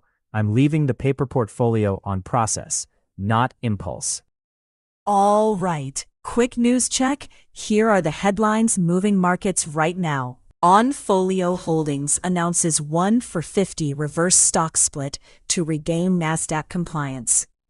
OnFolio Holdings announced a 1-for-50 reverse stock split to regain NASDAQ listing compliance, reducing its float to about 850,000 shares. The company is also exploring strategic alternatives, including acquisitions and asset sales. Why it matters: the reverse split aims to stabilize the stock and meet listing rules, while strategic moves could reshape the company's portfolio and improve earnings quality over time. Waytour Robotics advances warehouse robotics with cooperation agreement and Qualcomm partnership. Waytour Robotics announced a warehouse robotics cooperation agreement expected to generate about $5 million in gross profit, and joined the Qualcomm partner network to evaluate Dragonwing technologies for industrial AI and IoT applications. Why it matters? These developments could accelerate Waytour's commercial rollout and technology integration, potentially enhancing its competitive position in physical AI and robotics. Thanks, Macro Desk. All right, Markets Desk is back on the movers board. And yeah, this is still a stock picker tape. SPY basically flat, QQQ barely green, IWM a little firmer, VIX parked near 19.5.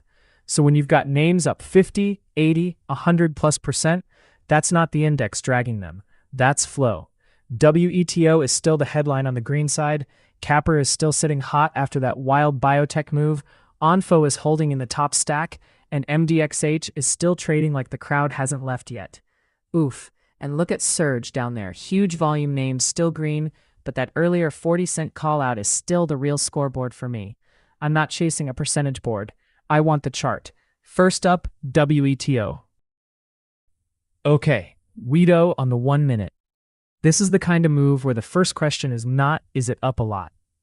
We know it is. It's up about 160%, trading around 946. And the relative volume is just silly, 800+ times normal. The question is, does the bid keep defending pullbacks, or does it turn into one of those straight up, straight down traps? Float's about 5.7 million, so it can move fast both ways. For me, the clean momentum check is the $10 area above. Big psychological level, obvious tape level. If it can push through 10 without instantly stuffing, that's where continuation traders start paying attention. But below 9, that's where I'd say the move starts losing rhythm. Not a cozy name, not a slow name. This is a thin, high beta runner, so the wick risk is real. KPR next, and this one's a different flavor from WETO. Biotech, bigger float, cleaner dollar volume, and it's still up about 92% with 37 million shares already through. The spot I care about is that $8 area. Not because 8 is magic, but because when a stock goes from total momentum into a cleaner consolidation, whole dollars become the crowd's scoreboard. If KPR can keep reclaiming 8 and holding above it on pullbacks, that tells you buyers are still defending the move instead of just chasing the headline. If it starts accepting below 8, then yeah, that momentum read changes fast. And with the indices basically flat, this kind of relative strength is obvious. But biotech can flip hard, so I'm watching behavior, not just the green number. Thanks, Markets Desk. Quick stock whisperer check-in on the simulated paper book, because we just added GS short. This is the broadcast paper portfolio, not a copy this trade. 10 shares short, average 1038.24, marked around 1037.14 right now, so basically just green by about $11. The thesis is simple. Fresh negative earnings catalyst, profit shortfall, fixed income revenue pressure, and in a mixed tape. SPY and QQQ basically flat. I'm looking for follow-through selling, only if GS stays offered below that post-news supply area. If it snaps back above the risk line, I don't argue with it. Here's the bracket. The buy stop is sitting at 1064. That's the line where the short thesis is wrong for me on this paper setup. The take profit order is down at 988, so the risk is defined before the trade ever gets emotional. Rest of the book, F is still the biggest green open position. SPGI is working on the short side, PYPL and NFLX are small green longs. Cash is about 69,000, so I'm not maxed out, but I'm also not forcing anything with Michigan sentiment still coming at 2 p.m. Coming up, we'll flip back to the movers scan and see where the live tape is actually rewarding momentum. Thanks, Stock Whisperer. Let's pull up Google and do the mega cap chart check. All right, daily chart first. This is not a moonshot chart. This is a base attempt. Big difference. Markets basically flat. SPY flat, QQQ just a hair red, and Alphabet is hanging around the 348 area after that ugly sell-off phase. So here at the Markets Desk, we're asking one thing. Is this actually rebuilding, or is it just bouncing into supply? On the daily, you can see the damage and the repair attempt at the same time. Earlier move was clean. Higher lows, breakout through the mid-350s, extension all the way toward that 385 area, and volume confirmed it. Then the sell-off came in hard. Heavy volume on the downside, price washed into the low 310s, and now we're not back in an uptrend yet. We're basing. That matters. Current action is this tight little 345 to 350-ish zone, and the bigger lid is still around 360. Until Google can clear that 360 area, this daily is still lower half of the range behavior. Underneath, the 200-day zone around 331 is the longer-term reference, and the deeper daily support from the candle work is closer to 315. So, the scorecard level for me, Google above 360 is the daily reclaim area. Below that, it's still a fragile base, not a confirmed trend. Now let's drop down to the 1 minute, because this is where it gets more interesting. The open was sleepy. Google started around 346.78, chopped sideways, made a little lower low sequence into roughly 345.54. Nothing special. Then boom, the character changed. Pushed through 347.60. Volume spike around 275k shares. Then the tape accelerates straight into 350.45. That's the actual intraday breakout. Right now, it's not extending, it's digesting. Price is sitting around 348.2, 348.4, and volume has tapered. That's a flag look. Not a guarantee, just structure. For the live levels, 350.45 is the high of day trigger area above, and 348 is the must-hold area below. If 348 cracks and accepts under it, that breakout starts looking more like a failed push. If 350.45 clears with volume, then the buyers are still in control intraday. Quick catalyst check on Alphabet, and honestly, the recent press release stack is not the driver I'd lean on here. We've got multiple investor alert and law firm investigation headlines over the last few days. That can create headline noise, sure, but that is not the same as a clean operating catalyst like cloud numbers, ad growth, AI product news, or earnings. So for this specific morning, the chart is doing most of the talking. Google is trying to hold a post-breakout base while QQQ is slightly red and breadth is mixed. That's decent relative action, but not a victory lap. Keep 348 and 350.45 on the board. Coming up, we'll swing right back to the movers scan and see where the actual high beta money is rotating. All right, let's hit the movers board because the indexes are doing almost nothing, and this board is still loud. SPY basically flat, QQQ flat, IWM green by about 0.3, VIX still hanging near 19.5. So this is not some huge broad market squeeze. This is pockets, very specific pockets. WETO still sitting at the top, up around 148%. MF right behind it, huge percentage move, but way thinner. CAPR still holding that big biotech gap. MDXH, the penny stock volume monster, still on the board. AKAN in there too. So here at the markets desk, I don't want the prettiest story. I want the cleanest 1-minute tape. First job, see which of these is still building, and which one is just recycling late buyers. WETO first. Pulling up the 1 minute, and yup, this is exactly why we keep score on levels. That $9 line we flagged earlier, price is sitting just under it now, around $8.97 on the board data. So the move is still massive, no question, but the rhythm changed. Up 148% with roughly 40 million shares traded on a name that normally does nowhere near that. That's real attention. But after a run like this, under 9 is not the same tape as cleanly holding above 9. If it reclaims 9 fast, fine. The crowd gets another chance to prove they're still defending it. If it keeps accepting below 9, I'm watching 850 as the next downside check. Not a prediction, just the next level where I want to see whether buyers actually show up, or whether this turns into that low float air pocket trade. Oof. And with a 5.7 million share float, you can get violent candles both ways. No chasing blindly here. MF, next. Pulling up the 1 minute here, because this is the one where you really have to separate squeeze continuation from just late chase nonsense.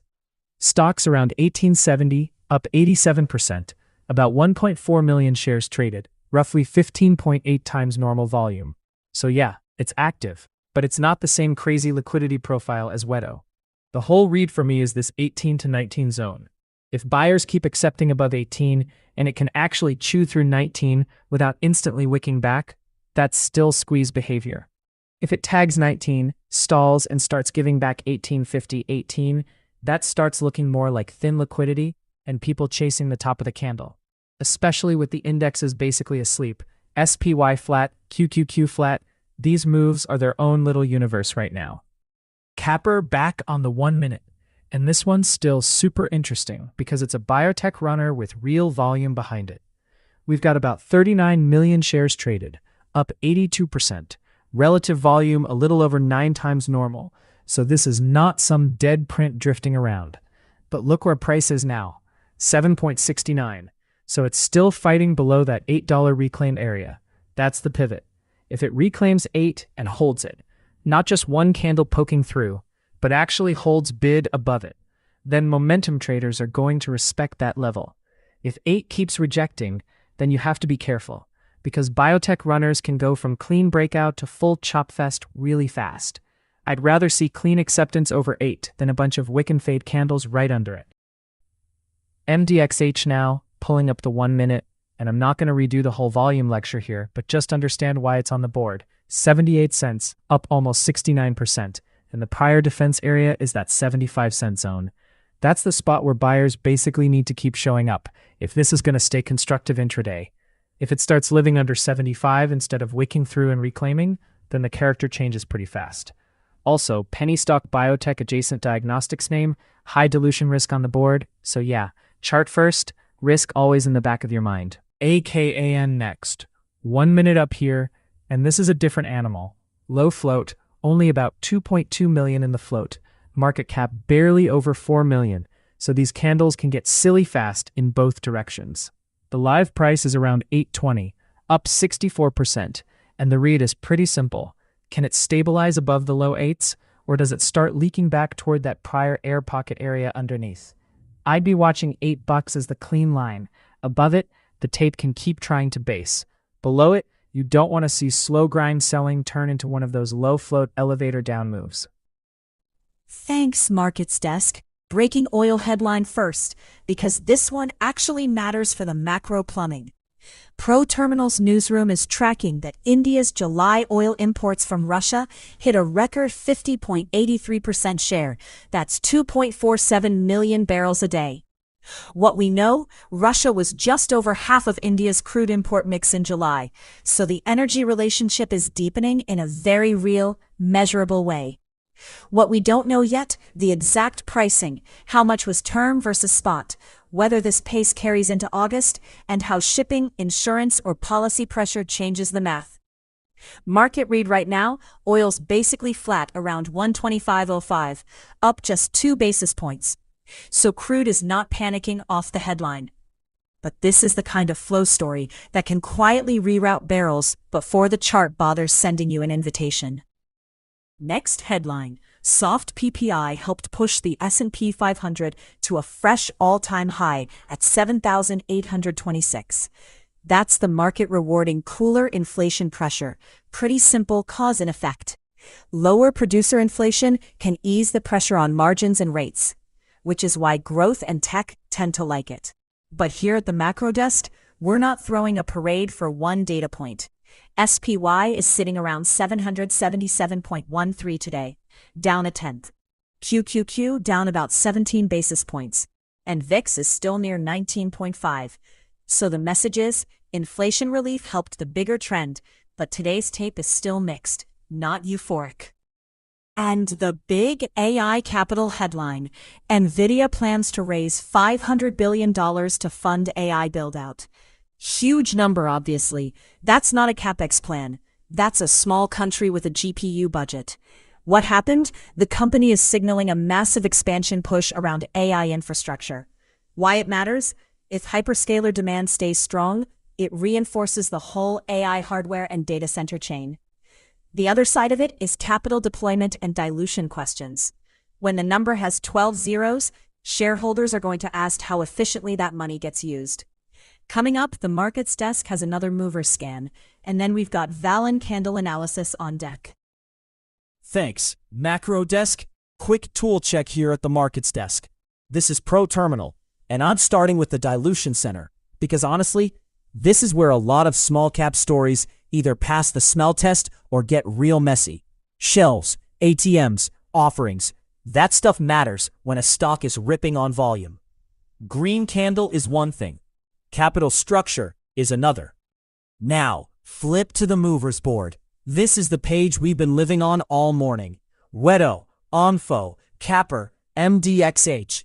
The board gives you the move, the relative volume, the price, the gainer-loser split. And look, the markets desk loves momentum, but the board is not a buy button, it's a radar.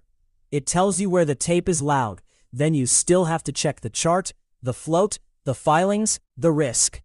Let's use SURG as the example, because that one already hit a level we flagged earlier. Instead of just saying, hey, it's moving, you can pull the company page and actually check the filing trail. Oof, this is the part people skip. Recent filings can change the risk profile fast. Then hit insiders, same idea. You're not trying to predict every candle. You're trying to avoid flying blind when a ticker is hot and chat is screaming about it. And then, boom, 1 minute terminal chart. This is where we read the actual tape. Candles, wicks, volume bursts, failed pushes, real acceptance versus fake breakout noise. Everything you're seeing on the stream, movers, charts, dilution, filings, insider data, that's ProTerminal. It's research tooling for self-directed traders, educational stream only, no magic signals. If you want to follow along with the same screens, sign up at proterminal.io. Coming up, we're jumping right back into the movers scan. All right, markets desk back on the movers board. Let's hit what's actually moving right now. SPY and QQQ are basically flat red. IWM's green by 0.33%. VIX under 1950. So this is not broad panic. This is small cap tape doing small cap tape things. Wedo's still sitting at the top. MDXH right behind it. Capper, Onfo, HHS. Then look at the red side too. INV down 50%. MVIS still heavy. So the question is simple. Which of these are holding structure and which ones are just late morning exhaust candles? We're going 1-minute charts fast. Wedo first, and I'm not rereading the whole stat sheet, we already did that. Scoreboard check. That $9 warning line we flagged earlier got hit, and now this thing's back around 940. That matters. It means the flush did not completely kill it yet, but oof, this is still a 5.7 million float name, trading 41 million shares with 910 times relative volume. That's air pocket territory. On the 1 minute, I care about two things now. Can it actually accept above 950, or does it lose 9 again and turn the whole reclaim into a trap? If it's just wick above 950 with no hold, I don't love that. If it sits above 9, consolidates, and volume doesn't vanish, that's a cleaner tape read. But yeah, at 160% green, this is not something you chase just because the percent column is screaming. MDXH. Next. This is just a penny stock follow-up, not a victory lap. We're sitting around 91 cents, up huge, volume's ridiculous, over 100 million shares, roughly 580 times average. But the big thing here is the quality of the move. This one has high dilution risk, so I'm not treating every green candle like it's clean. The line is super simple, 90 cents. If buyers keep defending 90 and it keeps basing above it, okay, the bid's still alive. But if sellers stuff it back under 90, especially with volume, that's where these penny names can go from momentum to everybody trying to find the door real fast. Now, Cap R, cleaner biotech momentum than the sub-dollar stuff, but still don't fall asleep on the fade risk. Stock's around 753, up almost 79%, and the volume push is real. 41 million shares traded, about 10 times normal. What I care about on the 1 minute is that prior $7 reclaim. If 7 stays underneath it as support, the chart still has that stair-step look. If it loses 7 and starts making lower highs after that big volume burst, then you've got the classic biotech squeeze cool-off. Strong tape, yes, but after a move like this, the second push has to prove itself. ONFO next. This is the squeeze quality check right here. We already had that 350 area tagged earlier, and yeah, that got paid. Now the stock's sitting around 392, up about 70%, with 33 million shares through it. For a 5 million share float, that's real turnover, so the tape is not quiet. But the difference now is $4. If ONFO can actually accept above 4, not just poke it, not just wick it, then the squeeze still has some structure. If it stuffs at 4 and starts living back under that level, that's usually where late chasers get trapped. High dilution risk is on the board too, so I'm treating this as a tactical candle read, not some clean investment story. Now I want to compare HHS against STKH because they're both up around 50%, but they are not the same trade at all. HHS at about 434, smaller float, roughly 3.9 million, volumes over 3 million, relative volume around 32 times. That's still thin, but it's at least a cleaner continuation profile. You want to see whether buyers keep defending the prior breakout area and whether it can hold above VWAP instead of just doing random air pockets. Now flip that to STKH. This one's about 431, also up basically 50%, but look at the float number. Under 500,000 shares. That is ultra thin. 23 million shares traded on a float like that is wild, and relative volumes over 240 times.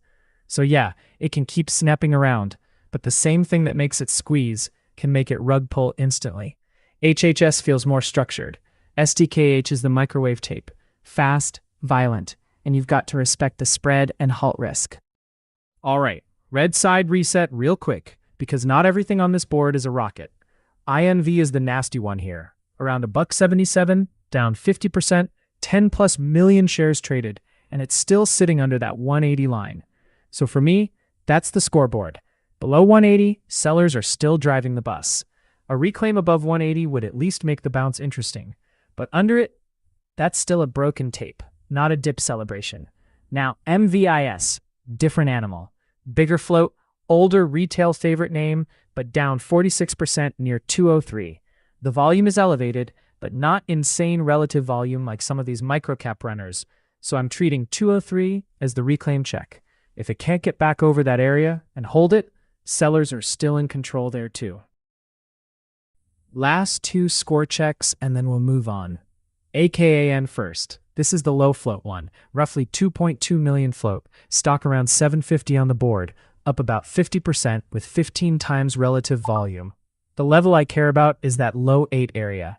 If it's stabilizing back into the 8s, okay, the squeeze still has some structure. If it keeps rejecting below 8, then it's just another low float name giving back the clean part of the move. And then MF, super quick, no need to redo the whole squeeze story from earlier. It's around 1478, up 48%, 20 times relative volume. So the question is just structure. Can it hold the mid-14s, or does it start losing those higher lows and turn into a round-trip chart?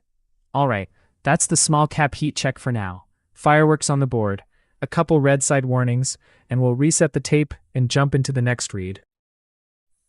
Thanks, Markets Desk. Quick stock whisperer check-in on the simulated paper book. The new one here is WDAY. I just opened 50 shares long at 196.51. It's trading basically flat to entry, around 196.58. So this is not some victory lap. It's a defined risk starter. The thesis is simple. There's a high-impact takeout discussion headline around Silver Lake and Workday. And for now, the stock is still holding that post-headline bid. My first warning line is 192. If that starts failing, the catalyst premium may be leaking out, and I don't want to argue with that tamed in the paper portfolio. Now the bracket is the important part. WDAY has the protective stop sitting at 188.50, and the upside bracket is 214. Again, simulated account, broadcast portfolio, not something to copy. I'm showing the process, catalyst, level, risk. The rest of the book is steady. F is still the bigger open green position. SPGI short is working with the stop at 423.90. And GS is slightly green after that earnings short, with its 1064 invalidation still sitting there. Cash is about 59.6K, so we're not maxed out, but I'm not forcing another entry ahead of the 2 p.m. Michigan sentiment data. Thanks, Stock Whisperer. Let's snap Valen onto the 1 minute and keep this tight. Okay, thirst read. Not a clean trend. This thing opened around 708, popped early towards 719, and then, nope. Lower highs started stacking. Market's basically flat, IWM's green, so if Valen can't build real bid with small caps catching a little love, that matters. Right now it's sitting near 701, and the chart is telling us, range, chop, sellers showed up once already. Oof, look at that mid-session candle. That's the one. Volume spikes over 28,000 shares, price flushes towards 691, and that's the first real information on this chart. Before that, fine, whatever, 705 to 715 chop. Little pushes, no real decision. But when volume expands and price goes down, the markets desk pays attention. That's sellers voting with size. So now, the board is simple. 690 is the floor area, not magic, just where the base is trying to form. If Valen loses 690 with fresh volume, that base can crack fast. On the other side, 710 is the first reclaim. If it can't get above 710, it's just bouncing inside the damage from that flush. Watch 710 above, watch 690 below. Now, right side of the chart, this is the base attempt. Small bodies, lighter volume, a couple mild pushes back towards $7 to $7.10. But no real breakout yet. So I'm not calling this momentum, I'm calling it a test. Buyers are trying to absorb after the flush. Sellers already proved they're there, and this is exactly where choppy names fake both sides. If it reclaims 710 with volume, okay, then the tone changes a little. If it slips under 690, especially with another candle like that breakdown candle, then the base failed. Quick levels, clean scoreboard. Coming up, we've got the deeper Valen pass on the rundown, so we'll see if there's a catalyst behind this tape. But chart first, this is still a range until it proves otherwise. Alright, back to the movers board. Markets desk wants the names with actual volume, not noise. SPY and QQQ are basically a touch red, IWM is green, VIX is leaking a bit, so this is still a small cap tape. Wedo is back at the top, sitting right around that 950 area. MDXH still a double under a buck. Capper is holding the 7 handle. Onfo is still flirting with 4. MF is green but jumpy. And look down the board, HHS, ACAN, STKH, still plenty of momentum, but this is not a clean all runners go tape. We're going chart by chart now. Okay, Wedo first. This is the scorecard name. Earlier, that sub-9 break got hit. Fair. Sellers won that round. Now it's reclaimed, and it's sitting right on 950, so the whole read is acceptance versus failure. Above 950, buyers are still defending the top of the move. If it loses 9 again, oof, that's a failed reclaim look, and the chase can get ugly fast. I'm not overcomplicating this one. Market's flat. This thing is still massively green, so the level matters more than the headline. Watch 950 above, watch 9 below. MDXH next, and this is the classic under a buck double check. Up about 100%, volume is huge, 131 million shares, 700 times normal volume, so yeah, this is not a quiet move. But the question now is super simple. Is it actually holding strength under $1, or is this just the backside starting to leak? I'm watching that 90-cent area first. If buyers keep defending around there, and it keeps popping back toward 95, 96, that's still controlled. But if 90 cracks clean, then you can feel the momentum crowd start to back away. And $1 is the big psychological ceiling. No need to overcomplicate it. Under 1, sellers can lean. Back above 1 with volume, totally different tone. Now, CAPR. This one's cleaner for the biotech crowd. It's not the same tiny float chaos as some of these other runners, but it's still up 76% while SPY and QQQ are basically a hair red, so that relative strength matters. Price is hanging around 740, and I'm using $7 as the line in the sand on the quick read. Above 7, pullbacks are still looking constructive. Lose 7, and then the chart can go from momentum to just a normal give back really fast. Volume strong too, 42 million shares, about 10 times average. So this isn't hidden, this is a crowded biotech move now. I want to see if dips get bought, not just one candle spike and fade. ONFO now?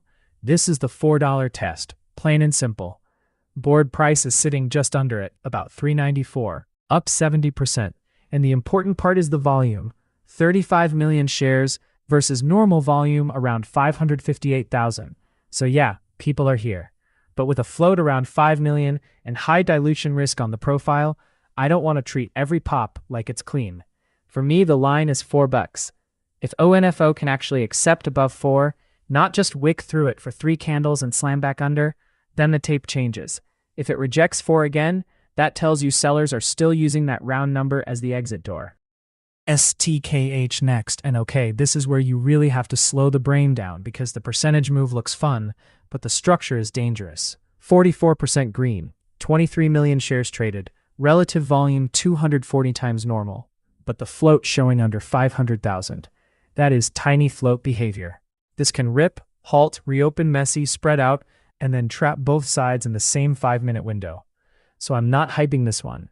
I'm reading it like a momentum instrument only. $4 is the obvious sanity line on the chart. Above it, buyers are still defending the move.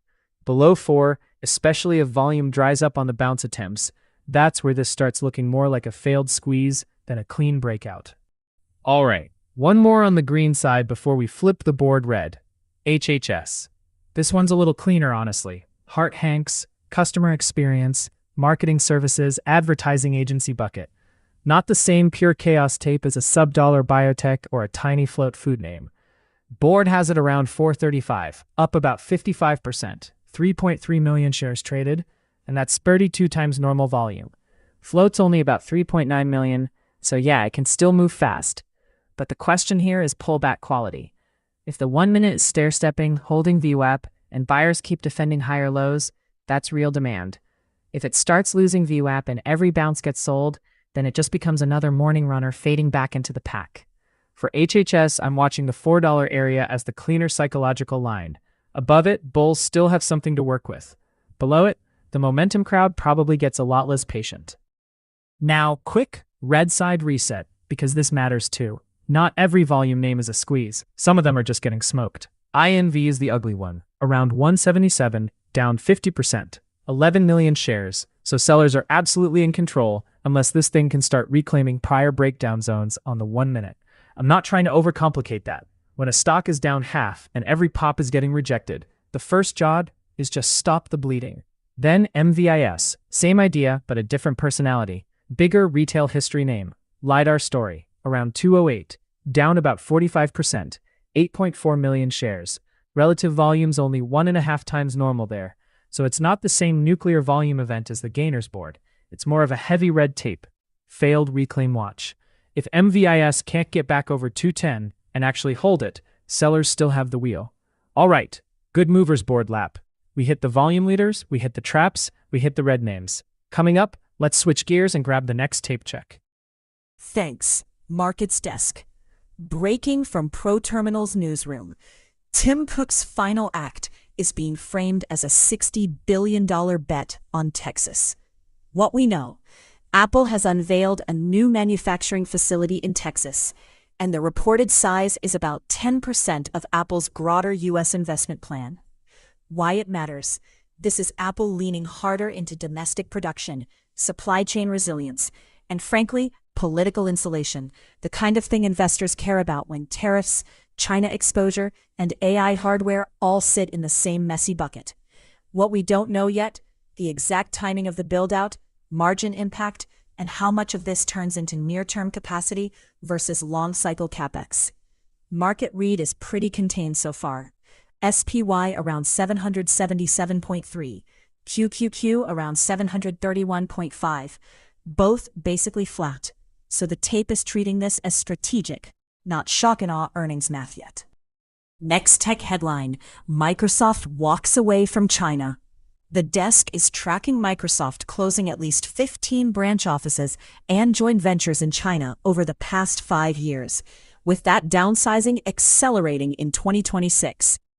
Big picture, this is the macro desk's favorite kind of story, because it's not just a stock story. It's geopolitics wearing a hoodie. For Microsoft, the trade-off is pretty clean.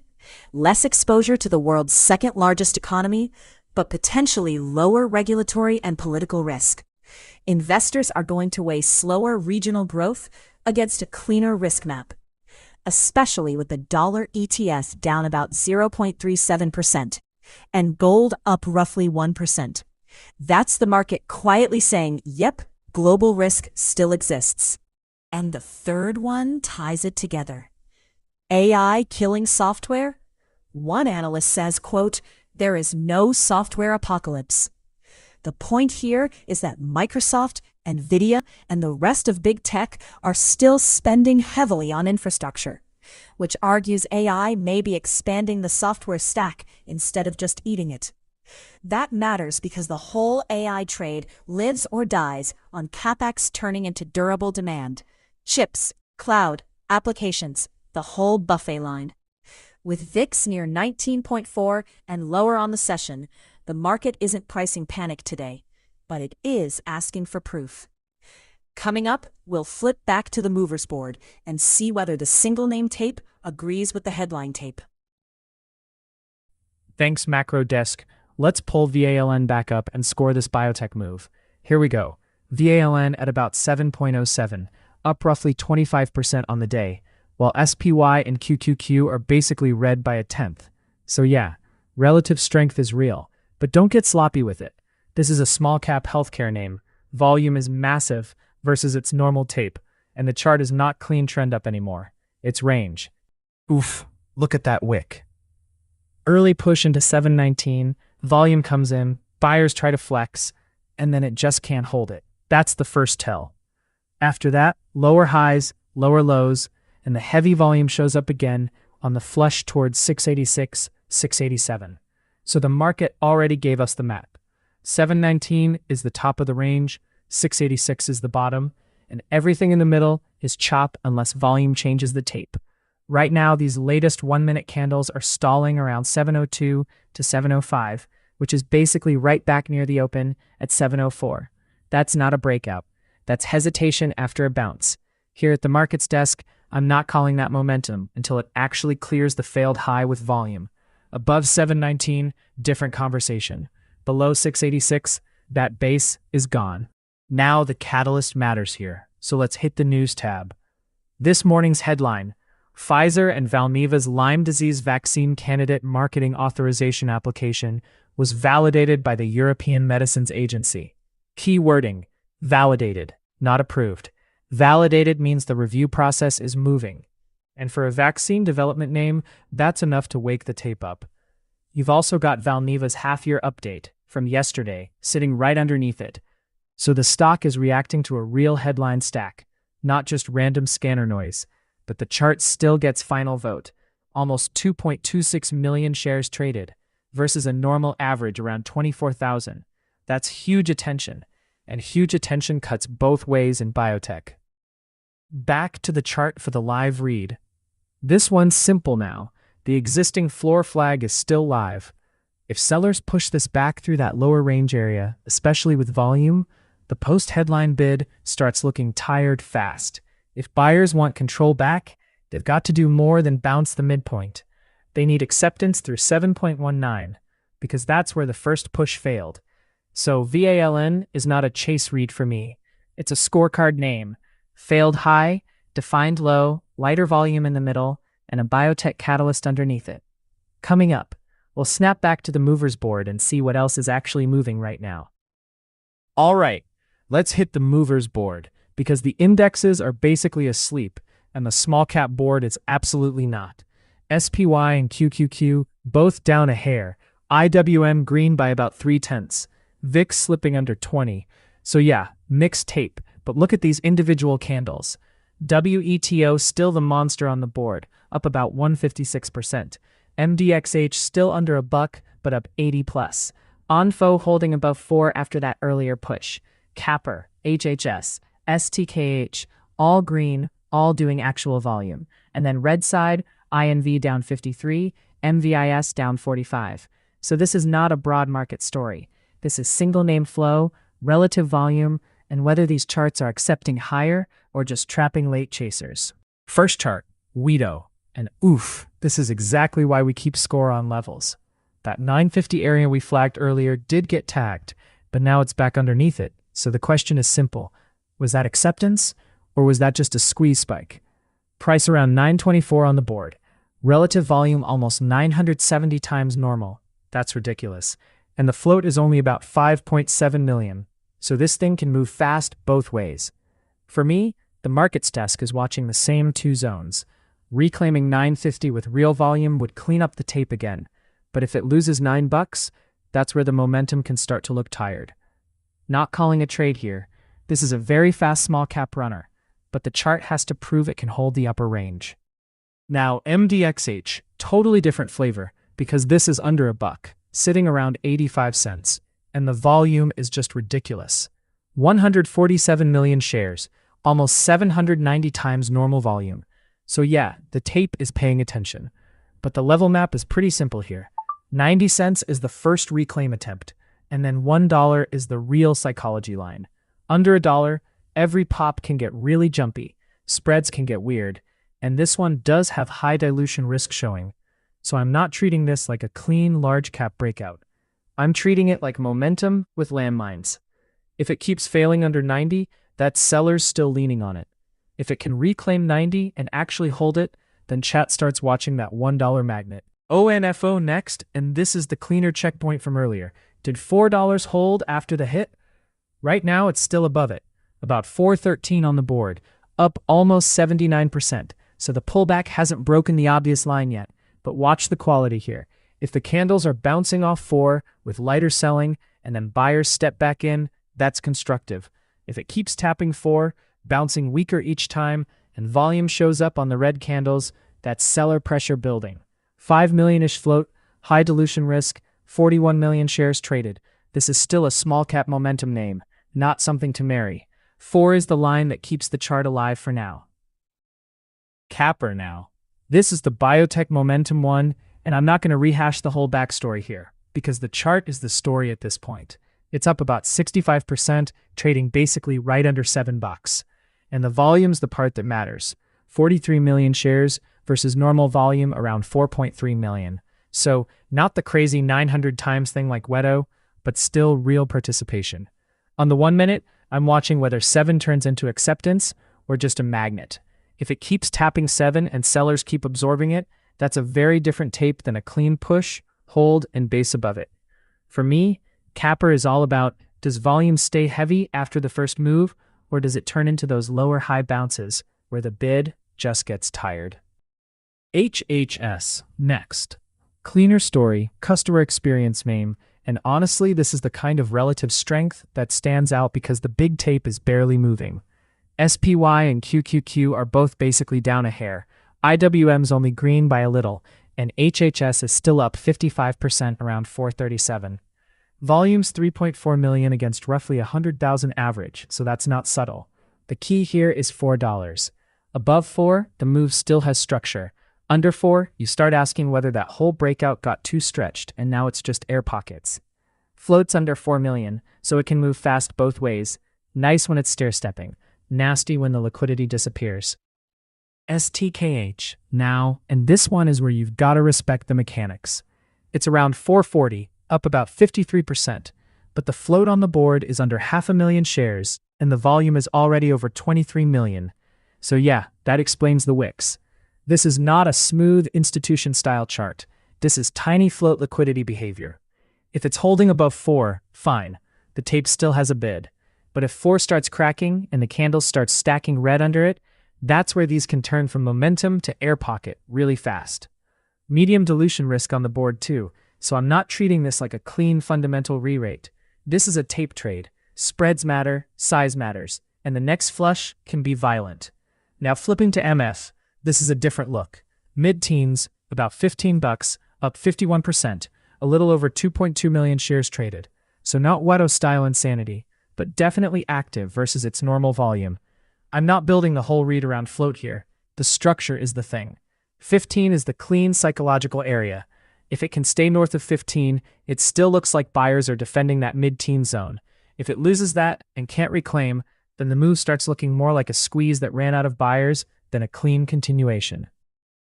All right, quick reset on the red side, because this matters too. Not everything on the board is a chase.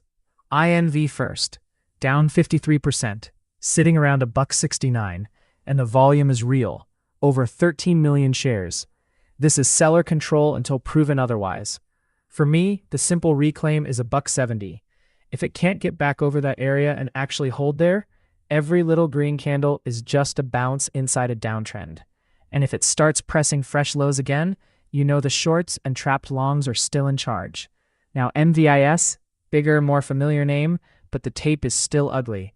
Around 207, down about 45%, and relative volume is only 1.6, so it's not the same kind of small float eruption we were just watching. 210 is the tiny reclaim line I'd care about on the 1 minute.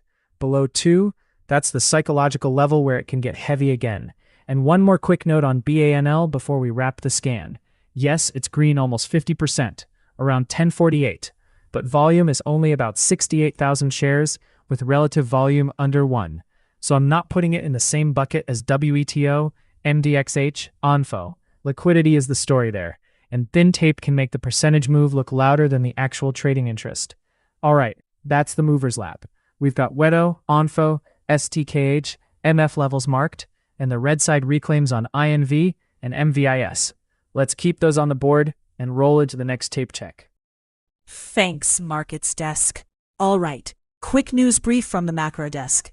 And we're starting with Apple. Headline here, AI could push Apple into a product cycle analysts haven't fully modeled yet. What happened is pretty simple, even with mixed analyst sentiment out there, including a recent downgrade. The next 12-month window around the iPhone 18 cycle is being framed as a potential AI reset for Apple's ecosystem. Why it matters? Apple doesn't need a tiny app win. It needs AI to make the hardware upgrade cycle feel necessary again. And the market angle on Apple is bigger than just Apple. If AI actually drives replacement demand, that feeds into semis, memory, App Store activity, services attach rates, the whole supply chain dinner table. If it doesn't, then AI stays more buzzword than checkout button, and Wall Street has to keep squinting at the same iPhone unit math. With QQQ sitting around 731 and basically flat, this is one of those mega cap narratives the index can't really ignore for long. Next one, Capricor Therapeutics is facing securities class action headlines. The desk is tracking multiple law firms announcing lawsuits tied to Capr, with investor application deadlines listed for September 28, 2026. The important part for traders is not the legal marketing noise, There's always confetti when lawyers find a biotech chart. It's that litigation can add a second volatility engine on top of the normal clinical and regulatory risk. Capper was already a mover today, so this headline matters for how clean or messy that move gets. All right, quick market minute from the macro desk for everybody just jumping in. It's 11:02 Eastern, and the tape is doing that classic Friday thing where it looks calm until you actually read the menu. SPY's at 776.97, down 0.12%. QQQ's at 730.83, down 0.17%. But the Russell's green. IWM 304.70, up 0.40%. So the big cap growth trade is a little heavy. Small caps are catching a bid. And VIX is not exactly screaming. 19.48, down about 0.7%. That's a mixed market, not a broken market. The line I care about on the NASDAQ side is that 731 neighborhood on 2QQ. It's been the morning's little trapdoor. Hold it? Fine, the tape keeps chopping. Lose it with volume, and the mega cap mood gets a lot less cute. The cross-asset story is the interesting part. Bonds are not helping much. TLT's down 0.54% at 82.14. IEF's down 0.12%, so yields are leaning firmer without us needing to invent a 10-year quote.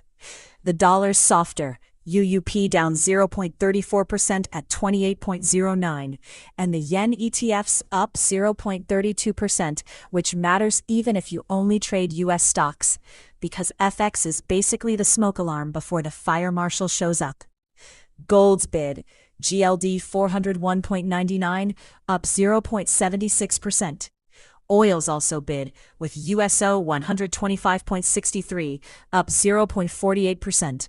While crypto risk is ugly, BLTO down 1.3%, Coin down 3.5%, NSTR down 5.2%. Crypto is highly volatile and less regulated, so I treat that more like a risk temperature gauge than a clean market oracle. The two stories still driving the day: AI, geopolitics around Microsoft and Apple supply chain spending, plus the market waiting on retail sales at 12:30 and Michigan sentiment at 2. Coming up after this reset, we're back to the market mover scan, then mega cap watch. Thanks, macro desk. All right, movers board, let's go. Index tape is pretty sleepy here. SPY down a hair, QQQ a little red, IWM green, VIX lower. So when the top of this board is doing triple-digit moves, that's not market beta. That's single-name heat. On FO up 131% at 534, 51 million shares, almost 93 times normal volume. WEDO up 114%, and the relative volume there is just silly, near 990 times. MDXH still under a buck, 155 million shares traded. Then Capper, HHS right behind it. Oof, look at this board. This is small cap momentum, chat. Exciting tape, but it bites if you treat every green candle like it's clean. First chart, ONFO. This is the cleanest headline on the board just because the volume is absurd. 51.8 million shares against a float reported under 5 million. That means the float has turned over again and again. Earlier, that $4 line we had on the scoreboard got taken out. Now the game moved higher. Price is $5.34. So I'm watching $5.50 as the next acceptance spot. Not a prediction, just the level where buyers have to prove they're still in control. Under $5, this starts getting sloppy fast. And remember, ProTerminal has dilution risk marked high here, so this is not a clean mega cap grind. This is low float, high volume, high risk momentum. VWAP is the referee on the 1 minute. Hold pullbacks above it, momentum traders stay interested.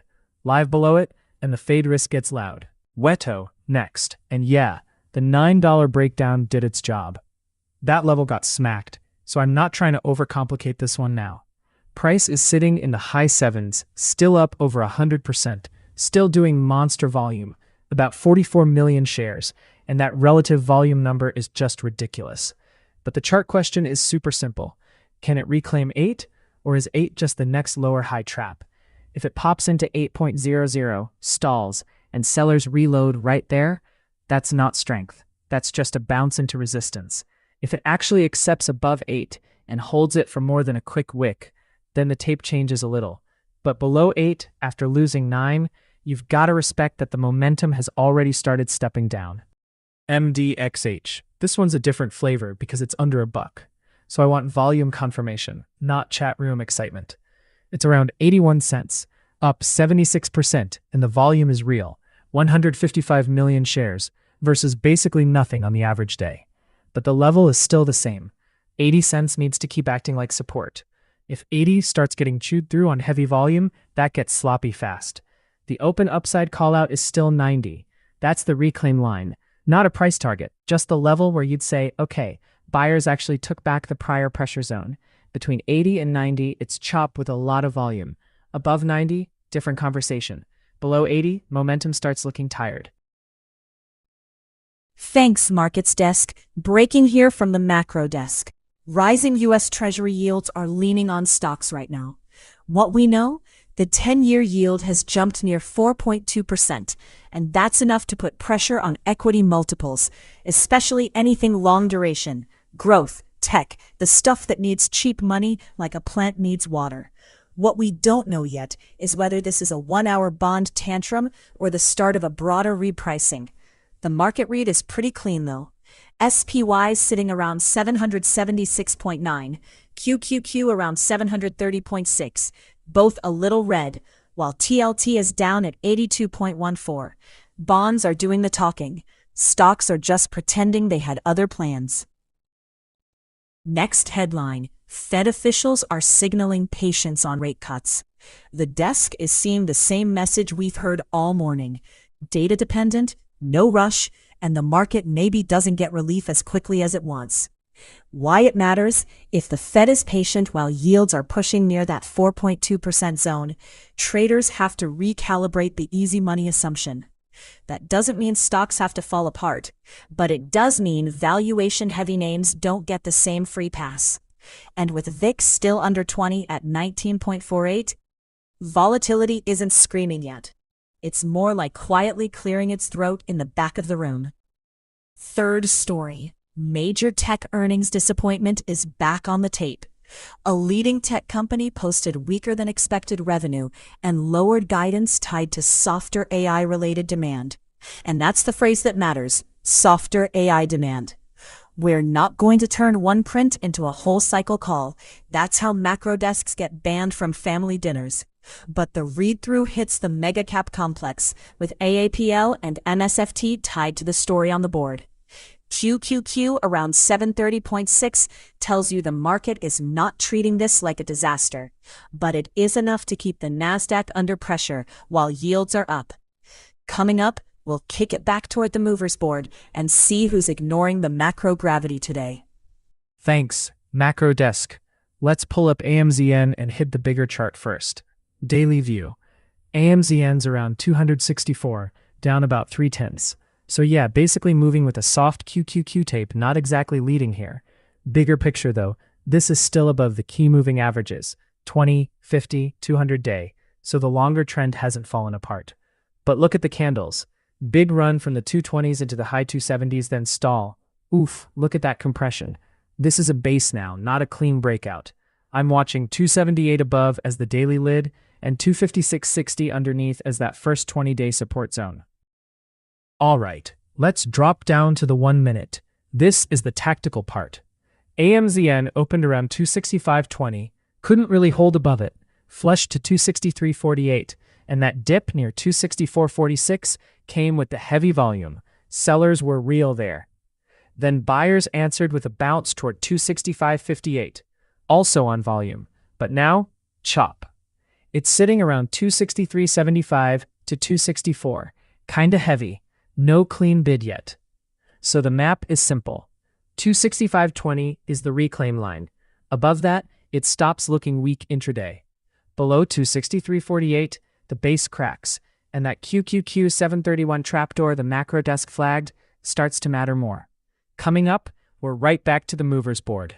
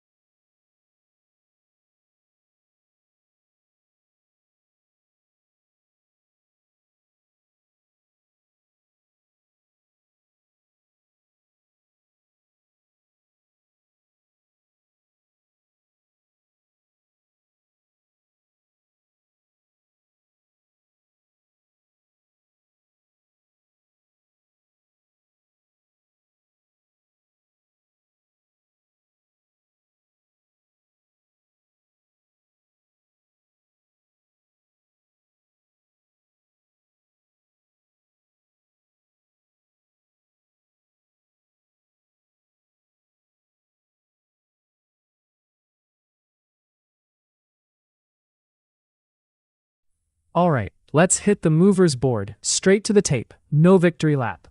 Markets desk has SPY and QQQ a little red, IWM green, VIX still under 20, so small cap momentum is still where the action is. Top of the board is still wild. ONFO, WEDO, MDXH, then KAPR, and HHS right behind it. But we're not just reading percentages here. We're charting what's still paying traders and what's already getting heavy. WEDO is the one I want first. Huge move, huge relative volume, but it's under that existing 8 reclaim line. So now the question is simple. Real second leg or lower high trap? Pulling the 1 minute up. WEDO 1 minute on screen. Oof, look at that wick. This is why the markets desk slows down on runners after the first big snap. Price is around 7.69, still up roughly 113%, and relative volume is absurd, about 1,000 times normal. So participation is not the issue. Structure is the issue. The clean line is still that 8 reclaim from earlier. If it can't live above 8, this bounce is just working inside damage. Underneath, I'm watching 7.50 as the shelf. Lose that, and you can start to see trapped chase from the last push. Float's only about 5.7 million, so these candles can move fast both ways. I want to see green candles expand on volume, not just skinny upticks. Next pass, we'll go right to ONFO and see if 5.50 is actual acceptance or just another low float fakeout. On FO now, and yeah, this is the cleaner one to frame by levels. It's up about 147%, 58 million shares traded, relative volume over 100 times normal, so the crowd is definitely here. The line I care about is 5.50. If this thing keeps accepting above 5.50, that tells you buyers are still willing to pay up after the first big move. But if it loses 5.50 and then can't defend 500, that's where the whole breakout starts looking a lot more fragile. So I'm not chasing the green candle here. I'm watching whether dips get bought above 5.50 or whether every bounce starts getting stuffed back under that area. MDXH next, totally different personality, because this is still an under $1 name, trading around 82 cents, and it's doing monster volume, about 159 million shares, 800 plus times relative volume. The support shelf here is 80 cents. That's the spot. If 80 keeps holding and the candles keep building above it, fine, momentum is still alive. But if it starts living below 80, especially with heavy red volume, that's seller control coming back fast. Also, don't ignore the structure here. High dilution risk flag, healthcare microcap style move, sub-dollar tape. These can rip, but they can also unwind violently. So for me, it's 80 cents first. Then whether buyers can actually reclaim and hold higher instead of just producing one quick pop. Capper now. And this one's way less chaotic than the first couple. It's still a big mover. Up about 55%, trading right around 650. 46 million shares. But the question is simple. Is this a healthy pullback? Or are sellers just building lower highs under 7? For me, 7 is the obvious lid on this chart. Everybody can see it. If it starts reclaiming and holding above 7, then the pressure flips a little bit. But if it keeps stalling below that, and the mid-6s start leaking, especially around 650, then yeah, that's not controlled anymore. That's supply taking over. Biotech name, big volume, so the candle behavior matters more than the headline vibe here. HHS next. This is the smaller float one in the group, only about 3.9 million float, so respect the speed on both sides. It's up 54%, sitting basically at 434, and the level we cared about was that 435 momentum shelf. This is the kind of chart where, if $4 is still holding cleanly underneath, it's not dead, it's just digesting. But if 435 keeps rejecting, and it starts slipping back toward 4, you don't want to pretend that's strength. That's the whole read. Above 435, momentum can stay alive. Below 4, the breakout starts looking a lot more tired. Loser, check now. BZAI first. This is the other side of the board, right? Not the squeeze chart, not the happy momentum chart. Down about 44%, trading around 65 cents. 19 million shares, about 8 times normal volume. So there's real activity here, but sellers are still the main character until this thing can reclaim that 70-cent area and actually hold it for more than one little green candle. And because the board's showing high dilution risk here, plus it's sub-dollar, I'm not treating the first bounce like a clean reversal. Watch 65 cents underneath. If that keeps slipping, it's still seller control. All right, flipping to INV. Same idea, different structure. Down 53% around $1.68, 16 million shares, relative volume just over 8. Bigger float than the tiny runners, so it doesn't have that same snapback feel. First reclaim attempt is 170. If it keeps rejecting there, bears still have the wheel. If it bases above it, then okay. Now we can talk about a real stabilization attempt. Thanks. Markets Desk, quick paper book reset from the Stock Whisperer. We just closed the NFLX line, 100 shares, and the reason's pretty simple. It was only marginally green, it was not the active catalyst on the tape, and the cleaner setup right now is MSFT off that earnings and AI monetization headline. This is the show's simulated paper portfolio, not a copy signal, but that's the discipline. Thesis first, slot management second. Current book is back to 5 open lines. F long 600 from 1385, now 14.165, up about 189 bucks. GS short 10 from 1038.24, now 1035.19, up 30 and change.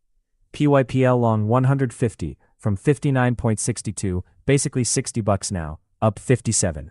SPGI short 20 from 424.16, now 415.88. That's the best open winner at about 165 bucks. And WDY long 50 from 196.51, now 196.84, barely green. So yeah, small green book, controlled, nothing heroic. Now, the risk stack. F, GS, and WDAY still have bracket logic working. SPGI has stop protection, and PYPL is the one that only has the upside target sitting there. So that's the position I'm watching most carefully if it starts to lose the tape. The MSFT idea is not open yet in this paper book. The first attempt got blocked by the 6 position cap. NFLX is now cleared, and I'm watching 2 clean levels. 496 below is the failed reaction line where the setup gets reassessed, and 505 above is the earnings momentum confirmation area. AAPL is still on the side screen too. 308.50 is the reclaim level from earlier. If the trigger isn't clean, no trade. Simple as that. Coming up, we'll hand it back toward the mover's scan. Thanks. Stock Whisperer, quick tool check for everybody asking what the Markets Desk is using on screen. This is ProTerminal. First stop, Dilution Center. This is where I want the shelf stuff, ATM risk, offering risk, all the boring but deadly background, before I get too cute with any low-priced runner. It's not a magic button, it's research context.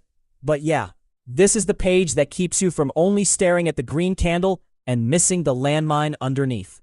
Now flip right back to the board. This is the market movers page. Top gainers, losers, relative volume, price, market cap, the whole first pass scan. Look at WTO still sitting up over 100% with wild relative volume. Onfo right there too. And the broader tape is mixed. SPY and QQQ a little red, IWM green. So this board is how we find where the action is actually separating from the market. Not a buy list, not a chase list. It's the starting gun for research. Then, when a name catches fire, I'm not staying on the leaderboard like a tourist. I'm drilling into the profile. Pull up Wedo, hit filings. That's where recent registrations, offering language, company updates, whatever is posted, can change the whole risk picture. Then I want the insider tab too. If there's nothing useful there, fine, move on. If there is, I want to know before the next candle rips or stuffs. And just real talk, data can be delayed, incomplete, or not posted yet. So you use this as evidence, not gospel. And then, boom, back to the 1-minute terminal chart. This is where the Markets Desk lives. Candles, volume bars, VWAP behavior, wicks, failed pops, real momentum versus nonsense. Oof, look at how fast these small cap tapes can move. That's exactly why the workflow matters. Movers first, dilution check, filings and insider context, then the chart. Everything you've been seeing on the stream. The movers, the 1-minute charts, dilution data, filings, insider checks, that's ProTerminal. If you want to run the same process yourself, go to proterminal.io. Coming up, we're right back into the market mover scan.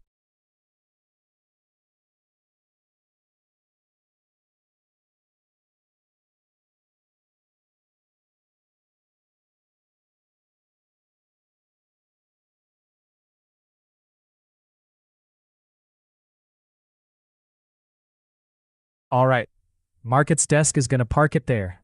Mixed tape, QQQ still a little heavy, small caps holding green, and yeah, those MVIS, WITO, ONFO, Capper,